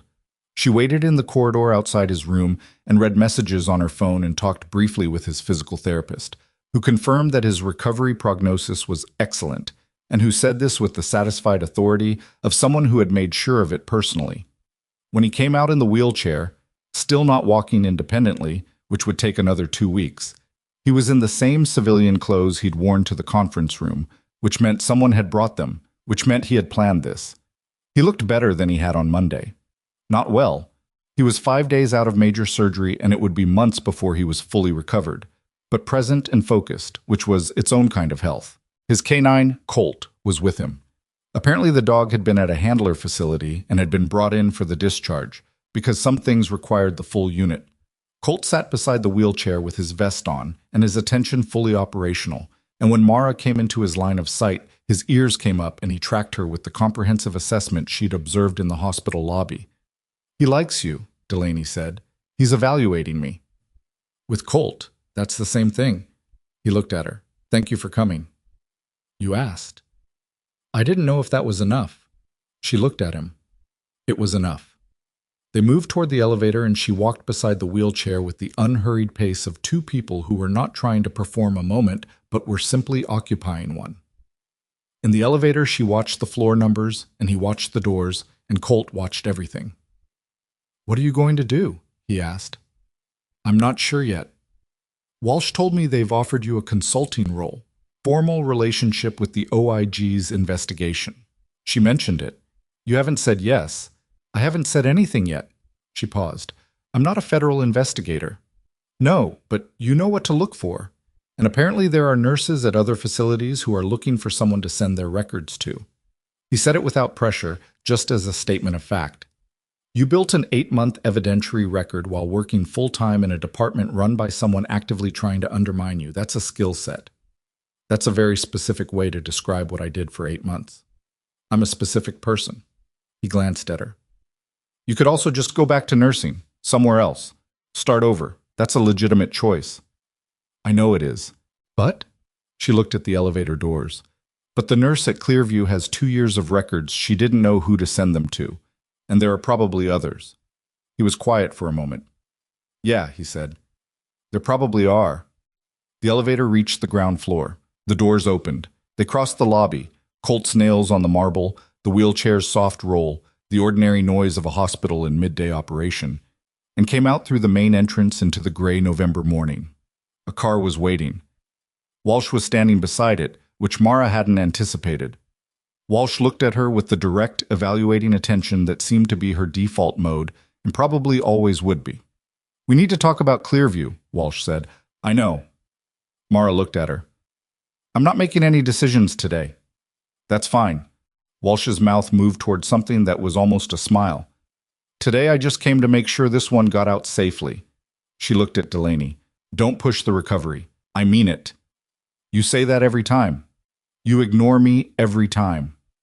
"I appreciate the consistency." She made a sound that wasn't quite a laugh and opened the car door. Delaney transferred into the passenger seat with the careful economy of a man managing pain he still refused to name, and Colt settled in the back with the composed efficiency of a working animal who understood that his job was to be where his partner was. Mara stood on the hospital steps and watched the car until it reached the end of the entrance road and turned onto the main street and was gone. Then she stood there a moment longer, looking at the parking lot, the gray sky, the ordinary Saturday morning traffic on the road beyond. She was standing in front of a building that had spent 8 months trying to make her small and had failed, and which was now in the beginning stages of a reckoning that would take months to complete and would be uncomfortable and imperfect and would not undo the harm that had been done but would, if it went the way it needed to go, prevent a significant quantity of future harm. Her phone vibrated. A message from Voss. "I called the Clearview nurse. She has significant documentation. She's also identified 2 colleagues with additional records. I'd like you on a call with the 3 of them Monday morning, if you're willing." Mara read it once. She started to type a reply. Then she stopped because Walsh was still standing at the bottom of the hospital steps behind her. She'd heard the car leave, but Walsh had apparently stayed. And Walsh said, "Before you answer that." Mara turned. Walsh was holding a folder. Physical, not digital. She held it out. "This came through the declassification review this morning," Walsh said. "I had it expedited." She paused. "It's the formal military commendation from the Mahad operation, the one you asked to be withdrawn in 2017. Mara looked at the folder. She didn't take it immediately. "You withdrew it," Walsh said. "That was your right. But the record of the commendation, the fact of it, that exists independently of whether you accepted it, it always existed. It was just filed in a place you couldn't see." She extended the folder slightly. "It belongs to you, whatever you decide to do with it." Mara took the folder. It was lighter than she expected, the way important things often were. A few pages of institutional language that described, in the compressed formal vocabulary of military documentation, 4 hours in a building in Mahad province, and 3 men who came home because of what happened inside it. She didn't open it. Not here. She held it at her side. The counter-allegation, she said. Dismissed, Walsh said, as of yesterday afternoon. Ashby's attorney withdrew it when it became clear that pursuing it would accelerate rather than delay his client's cooperation requirements. She paused. They withdrew it because the alternative was Walsh's formal response entering the federal record and becoming publicly accessible. They did not want that. Smart. Correct. Walsh looked at her steadily. Mara, the Monday call with Voss and the Clearview nurses. You don't have to take it. No one is going to ask you to be something you didn't sign up for. I know. But I want you to know, if you do take it, you won't be doing it alone, not the way you did the last 8 months. Walsh's voice had something in it that was not typical of her register. Not softer exactly, but more direct. The kind of directness that dropped the professional framework for a moment and just said the actual thing. You did that alone because you had to. You don't have to anymore. Mara looked at her. She thought about the apartment with the second-hand table and the month-to-month lease and the waterproof folder under the bathroom sink. She thought about the careful, deliberate smallness of the life she'd built and the 8 years of believing that smallness was the same as safety. She thought about the nurse at Clearview who had 2 years of records and didn't know who to send them to. I'll be on the call Monday, she said. Walsh nodded. She turned toward her car. Walsh? Mara stopped her. The commendation. The Mahad operation. She paused. The 3 men. Are they still all 3? Walsh said, without turning back. All 3 are fine. She got in her car and drove away.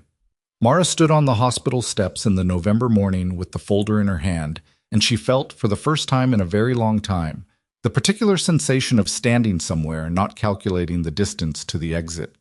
Her phone vibrated again. Not Voss this time. An unknown number. Different from the one 2 days ago. She answered it because she had gotten into the habit, over the past week, of answering unknown numbers. Is this Mara Quinn?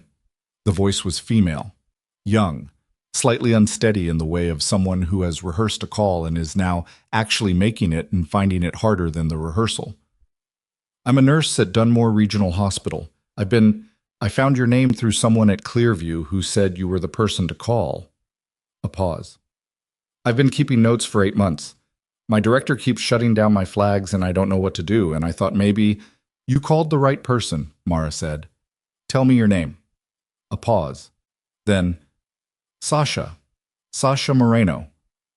Okay, Sasha. Mara started down the hospital steps, folder under her arm, phone to her ear, moving forward into a gray morning that had nothing resolved about it except the direction. Start at the beginning. Take your time. I'm listening. Sasha Moreno talked for 22 minutes. Mara walked the length of the hospital parking lot twice while she listened. Not pacing, just moving, because she processed better when her body was doing something simple and forward. She didn't interrupt except to ask for clarification on specific details. Dates, patient identifiers where Sasha had them, the exact language her director had used when closing out her flags. She asked those questions the way she asked all clinical questions, precisely, without inflection, because precision was what the situation needed, not comfort. The story was familiar in its architecture. Different hospital, different director, different specific mechanism. Dunmore Regional was smaller than Hartwell, a 60-bed community facility 2 hours north, but the pattern underneath was the same. A nurse who paid close attention, a department that processed her attention as a problem rather than an asset. Documentation that disappeared or was reclassified, a performance review file that was thickening in ways that had nothing to do with her actual performance. Sasha had caught a medication error that had reached the patient. She had documented it through the hospital's formal incident reporting system. 3 days later, the incident report had been amended. She wasn't sure how, she hadn't done it, to reclassify the event as a near miss that had been caught prior to patient contact, which was false, which meant there was now a formal record contradicting what she knew had happened, and she was the only person who seemed to be bothered by this. Is the patient okay? Mara asked, when Sasha reached that part. Yes. The harm was... It was limited. He's fine now. A pause. But that's not the point. No, Mara agreed. It isn't. I can't prove I didn't amend that report myself. That's what I'm scared of.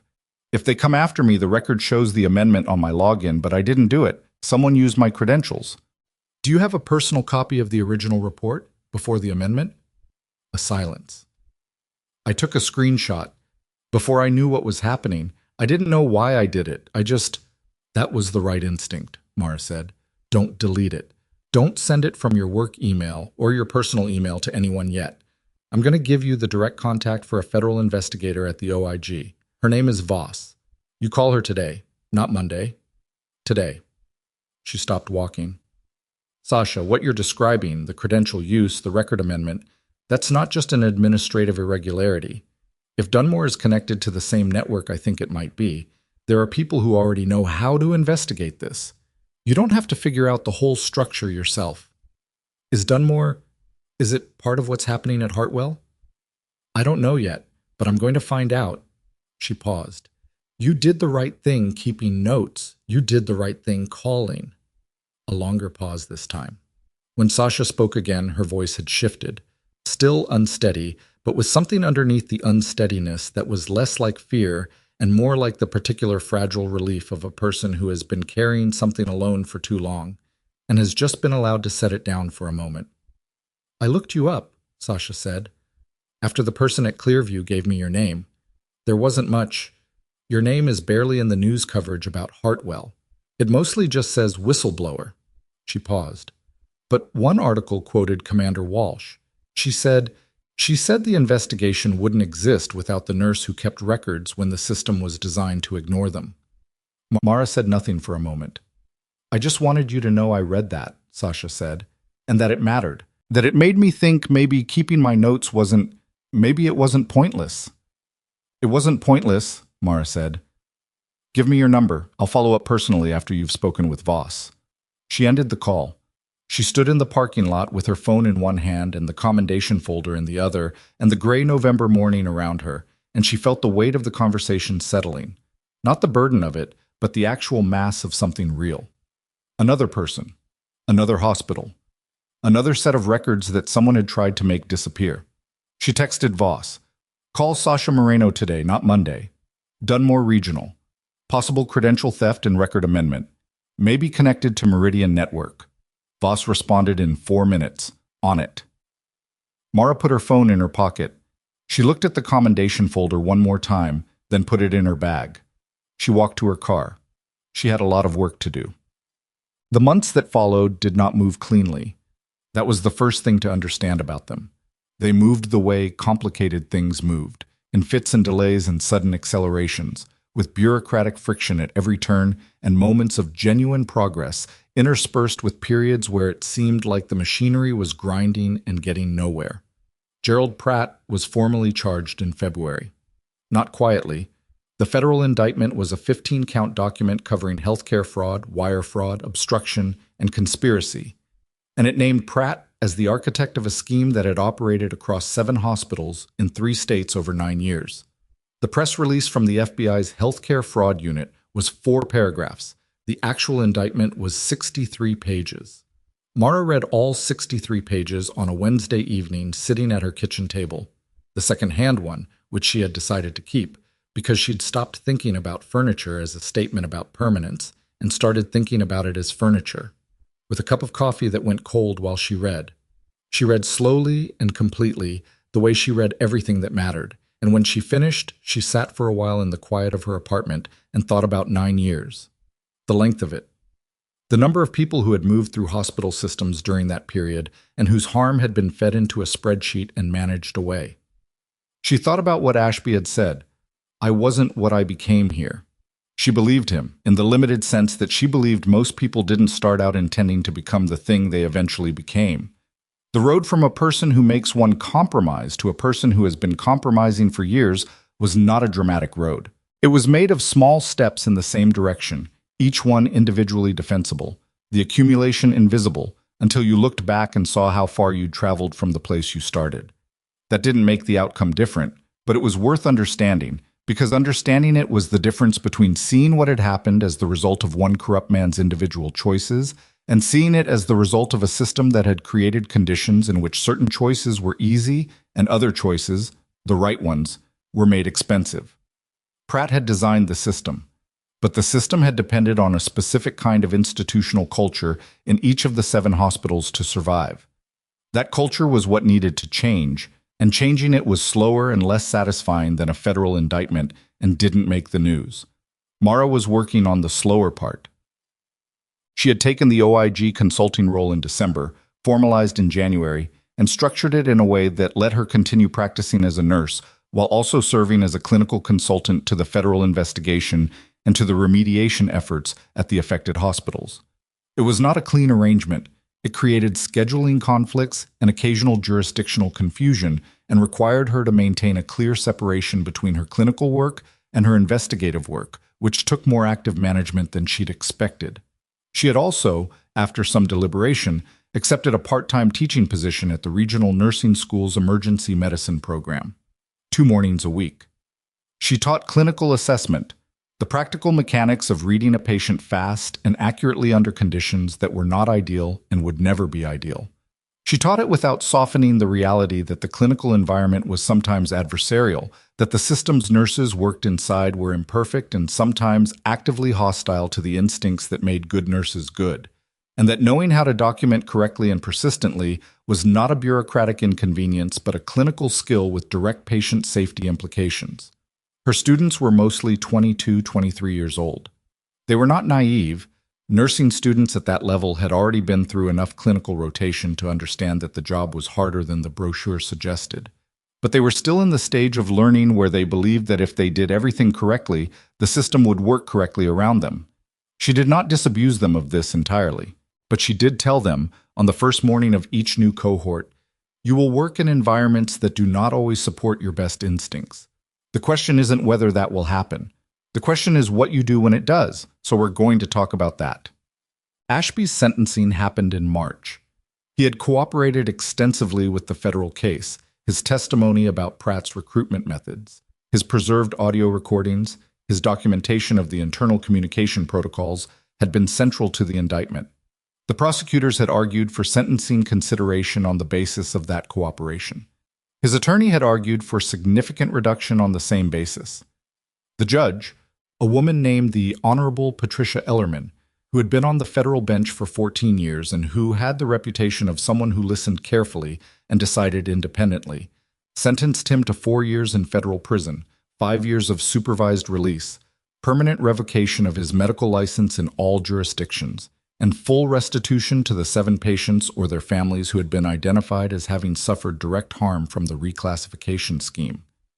She also delivered a formal statement from the bench that was not typical practice but which Judge Ellerman apparently felt the circumstances warranted. She said, "The harm in this case was not caused by a single act of violence or a moment of catastrophic failure. It was caused by a sustained, systematic choice to prioritize institutional liability over patient well-being, a choice that was made possible by a culture in which the people who raised concerns were penalized for raising them, while the people who suppressed those concerns were rewarded. The court wants to be clear. The nurses and clinical staff who documented their observations and who were subsequently disciplined for doing so were not the problem in this system. They were the system working correctly. The problem was what happened to them afterward." Mara was in the courtroom for the sentencing. She sat in the public gallery with Voss and Erickson and Donna Oates, who had taken a personal day to attend, and who sat very still through the sentencing and did not say anything for a long time afterward. Reese was also there. He'd come alone, which Mara hadn't expected, and he looked older than he had in November. Not dramatically, just the specific aging that comes from having been through something that required you to make a decision about who you were. He'd stayed at Hartwell through the investigation and the transition period, which had taken a specific kind of daily courage that she thought went undiscussed in the public record of what had happened there. After the sentencing in the marble corridor outside the courtroom, he found her. "You told me it would get easier after the first step," he said. "Did it?" He thought about it. "It got different," he said. "I'm not sure easier is the right word, but different is okay. Different is enough." She looked at him. "You're going to be a good doctor." He blinked. He looked like someone who had not expected to hear that today and was not quite sure how to receive it. "And how do you know?" Because you were scared and you did it anyway. That's the whole job, most of the time. She paused. Don't let anyone tell you otherwise. He nodded. He looked like he was going to say something else, and then didn't, which was sometimes the right decision. He left. Pratt's trial ran for 11 days in April and May. It was a federal proceeding and therefore methodical in a way that felt slow from the outside but was, by the standards of complex healthcare fraud litigation, efficient. 63 counts were presented, and the prosecution's case was built on the documentation that had accumulated from 7 hospitals, the audio recordings Ashby had retained, the forensic analysis of the record modification system, and the testimony of 11 clinical staff members across the affected facilities who had flagged concerns, been disciplined, and had their documentation subsequently altered or erased. Sasha Moreno testified. She had been terrified in the weeks leading up to it. Mara had spoken with her 4 times during that period, not to coach her, but simply to be present in the way that mattered. And she had walked into the federal courtroom and sat in the witness chair and told exactly what she had seen, in the flat, careful language of someone who had spent 2 years writing things down precisely because she understood that precision was protection. Dunmore Regional had, as Mara had suspected, been connected to the Meridian network. Pratt had recruited Dunmore's department head in the same way he'd recruited Ashby. A direct approach, a presentation of the liability management system as a compliance tool, a financial arrangement dressed up as legitimate consulting.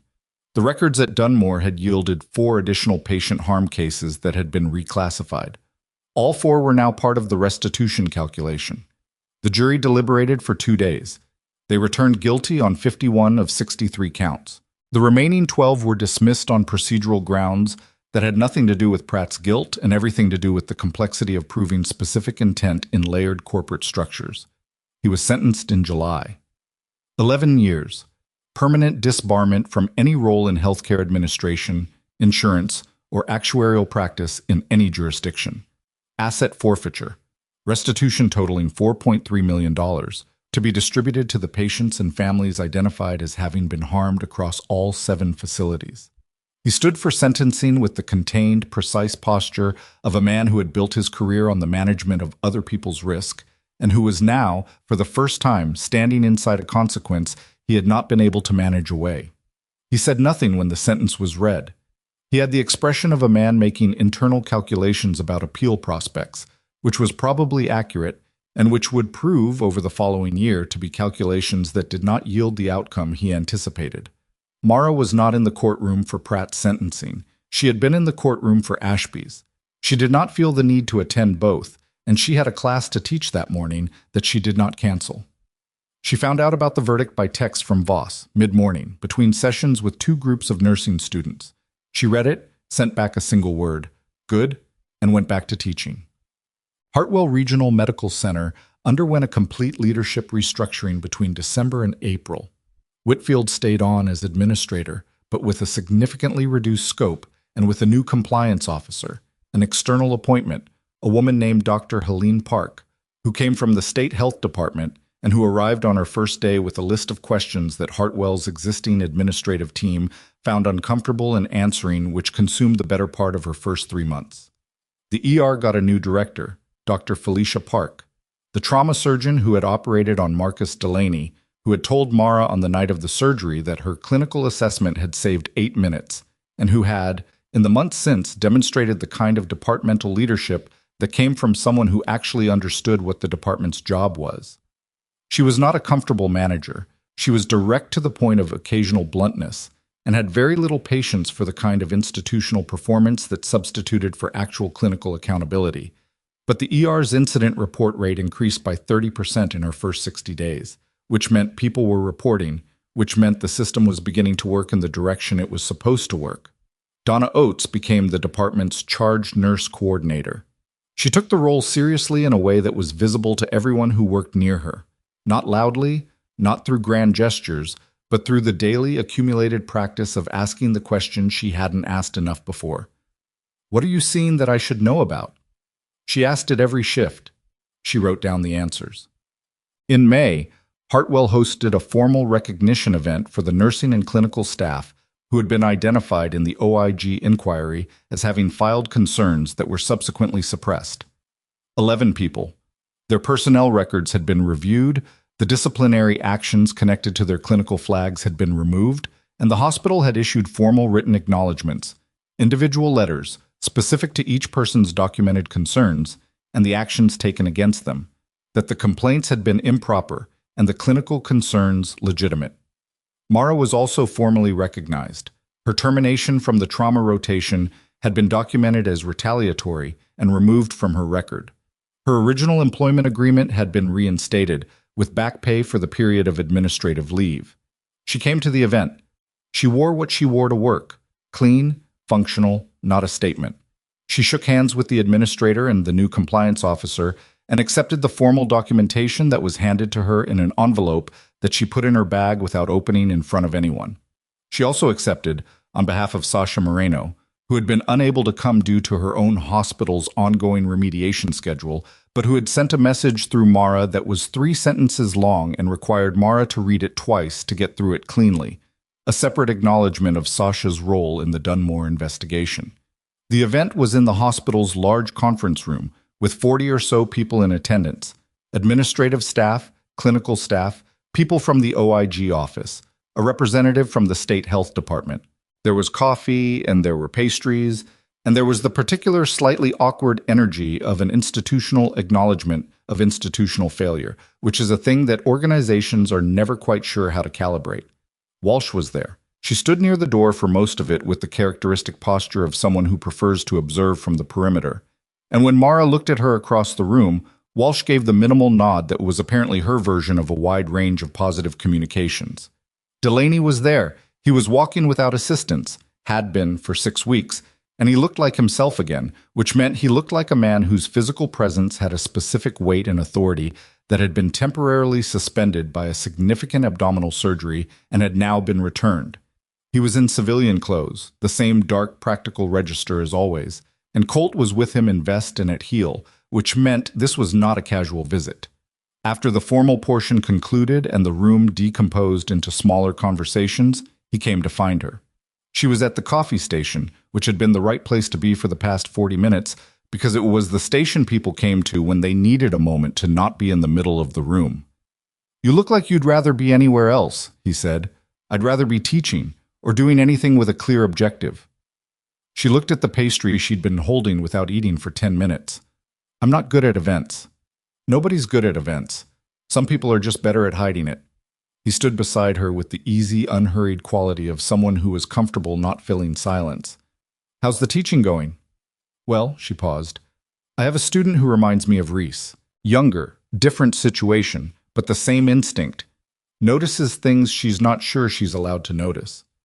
"What do you tell her?" "I tell her she's allowed." Mara set down the pastry. "I tell all of them they're allowed. That noticing things correctly is the job. That the discomfort of acting on what you notice is not evidence that you're wrong." She paused. "Some of them believe me immediately. Some of them take longer." "Sounds like a worthwhile thing to be doing with a morning." "Most mornings, yes." She looked at him. "You're fully cleared? Medically?"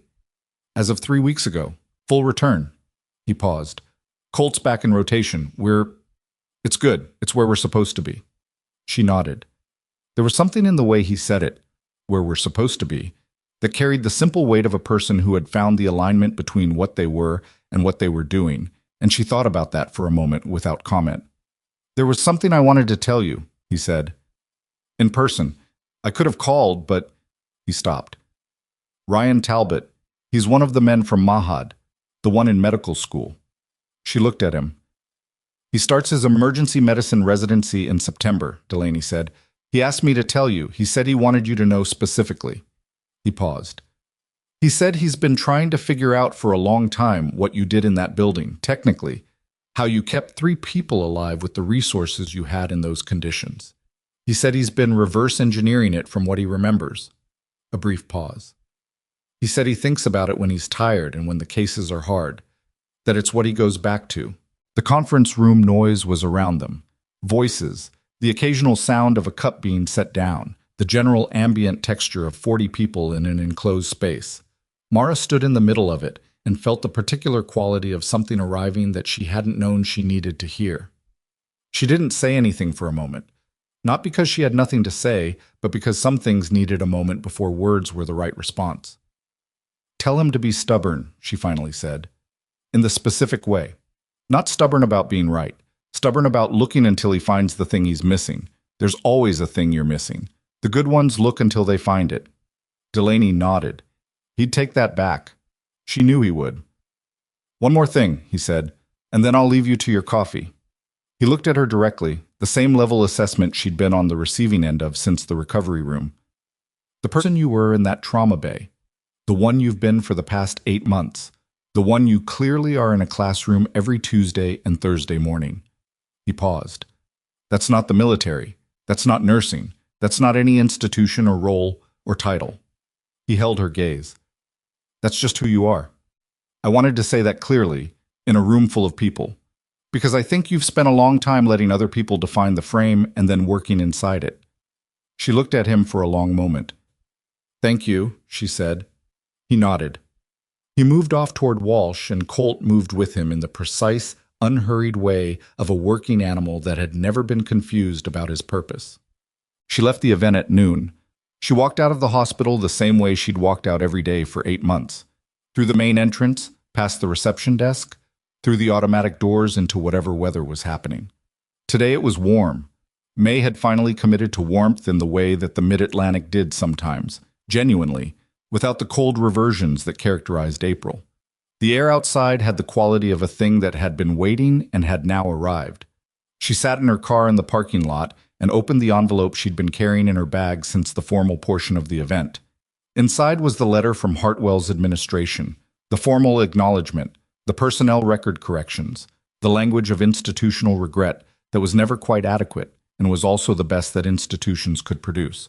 She read it. She folded it back. Then she reached into her bag and pulled out the other document, the commendation folder that Walsh had given her in this same parking lot 6 months ago.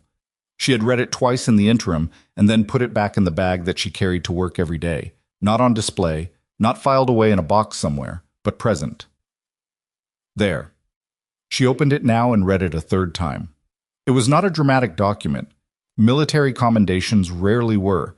They compressed significant events into institutional language, which was both a limitation and a kind of accuracy. It described the Mahad operation in precise, functional terms. It described the actions of the assigned specialist medic. It noted that 3 personnel who required immediate surgical intervention had survived to full recovery as a direct result of those actions.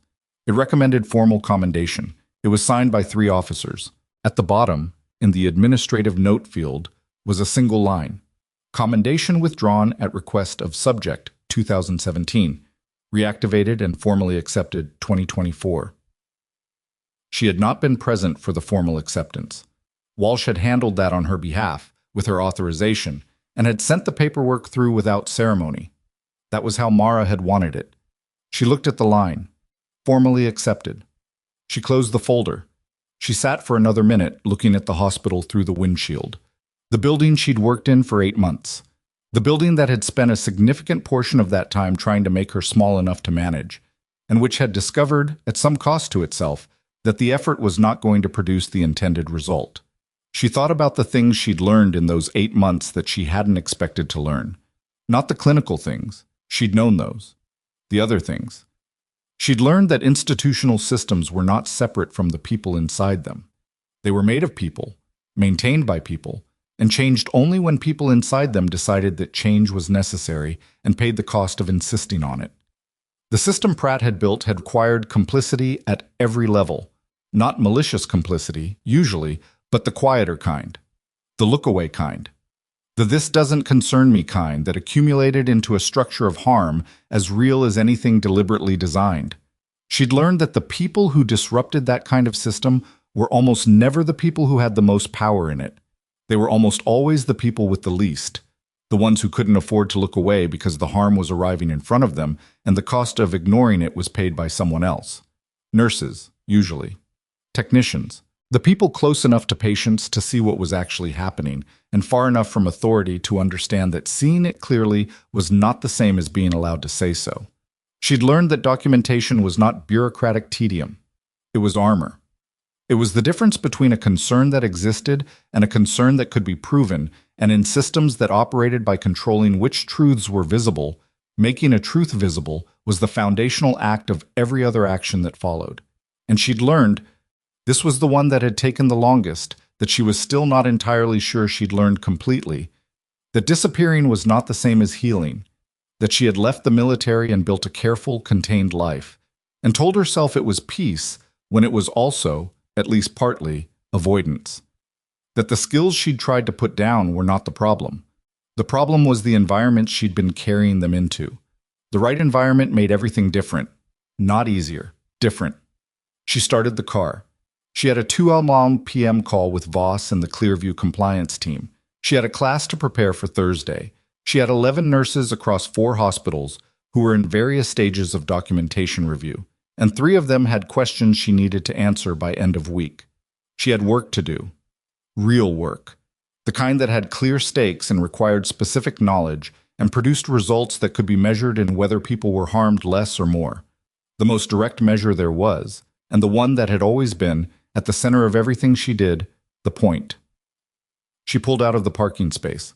As she reached the exit of the hospital's lot, she passed Donna Oates walking back from the parking structure on the other side of the building. Apparently they'd both chosen the same time to leave. Donna saw her car and raised a hand in the undemonstrative wave of 2 people who had been through something together and had arrived at the particular shorthand that such experiences produced. Mara raised a hand back. She turned onto the main road and drove. 3 months later, on a Tuesday morning in August, she stood in front of a new cohort of nursing students, 18 of them, in the second-floor classroom that smelled like dry erase marker and the recycled air of a building designed for winter. And she looked at them for a moment before she began. They were young. They had the careful, slightly anxious energy of people who had worked very hard to be exactly where they were and who were now aware that the work was about to become a different kind of hard. They had notebooks open. Some of them had laptops. A few of them had the particular stillness of people who had already made their decision about what they were going to do with their lives and were simply waiting for the knowledge to arrive. She thought about what they were walking into. Not to frighten them, they would encounter the reality soon enough, but because she took seriously the responsibility of what it meant to prepare someone for it, to give them not just the clinical knowledge, but the orientation, the framework for what to do when the environment didn't support what they knew to be right. "My name is Mara Quinn," she said. "I'm going to teach you clinical assessment. But before we get into any of that, I want to tell you something about this job that nobody told me when I started." They looked at her. 18 people, notebooks open, paying attention. "You're going to notice things," she said. "In your career, in your departments, at the bedside, and in the chart room, and in the handoff at the end of a shift. You are going to notice things that other people miss, or that other people know and are not saying, or that other people have decided it is easier not to see." She paused. "The noticing is not the hard part. The hard part is deciding what you do with what you notice." The room was quiet. "I'm not going to tell you it's easy to act on what you see. I'm not going to tell you the system will always support you when you do. I'm not going to promise you that the right call produces the right outcome every time, because it doesn't, and you deserve to know that before you're standing in a room where it matters." She looked at them, one face at a time, not hurrying. "What I'm going to tell you is this. The skill of seeing clearly is the most important thing you will ever develop in this job. And the courage to act on what you see is not separate from that skill. It is part of it. It is the part that protects people." She let that land. "We're going to spend the next 12 weeks on the mechanics," she said. "Assessment, documentation, clinical reasoning under pressure. We're going to do it until you can do it without thinking, and then we're going to do it more until you can do it while thinking about 6 other things simultaneously." She paused. "And along the way, we're going to talk about what you do when the environment makes it hard. Because it will make it hard. Not always, but enough." One of the students in the second row, a young woman with a specific quality of attention that Mara recognized, had always recognized, in the people who were going to be very good at this, raised her hand. "Yes," Mara said. "What do you do when you see something wrong and nobody listens?" The question sat in the room. 18 people waiting for the answer. Mara looked at the student. She thought about 8 months of documentation in a waterproof folder. She thought about a trauma bay, a FAST exam, a patient who asked her a question that opened a door she'd been keeping shut for 8 years. She thought about a commendation folder in her bag that said formally accepted, and a Tuesday morning class that she had not canceled even on the day a verdict came in. She thought about Sasha Moreno, who had kept 2 years of notes and had not known who to send them to, and who now knew. "You write it down," Mara said. "Precisely, and with dates, and in a format that will survive whatever comes next. You learn to document so well that the truth you're carrying cannot be erased." She held the student's gaze. "And then you find the person who knows what to do with it. There is always someone. It took me a long time to understand that. But there is always someone." She turned to the board. "Let's start with assessment," she said.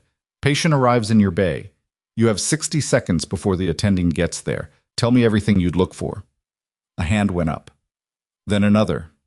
Then the room came alive with the specific energy of people learning to see, and Mara stood at the front of it and taught. Outside the window, the August morning was bright and ordinary and without particular drama. Inside the room, 18 people were beginning to learn how to pay attention in the way that protected people, which was, she had come to understand, the most necessary thing she knew how to teach. She had been a medic. She had been a nurse. She had been invisible for 8 years by choice and visible for 8 months by necessity, and she had learned that the label on the thing was never the thing itself. The thing itself was this: seeing clearly and staying. That was the whole of it. Everything else was just the shape it took on a given day.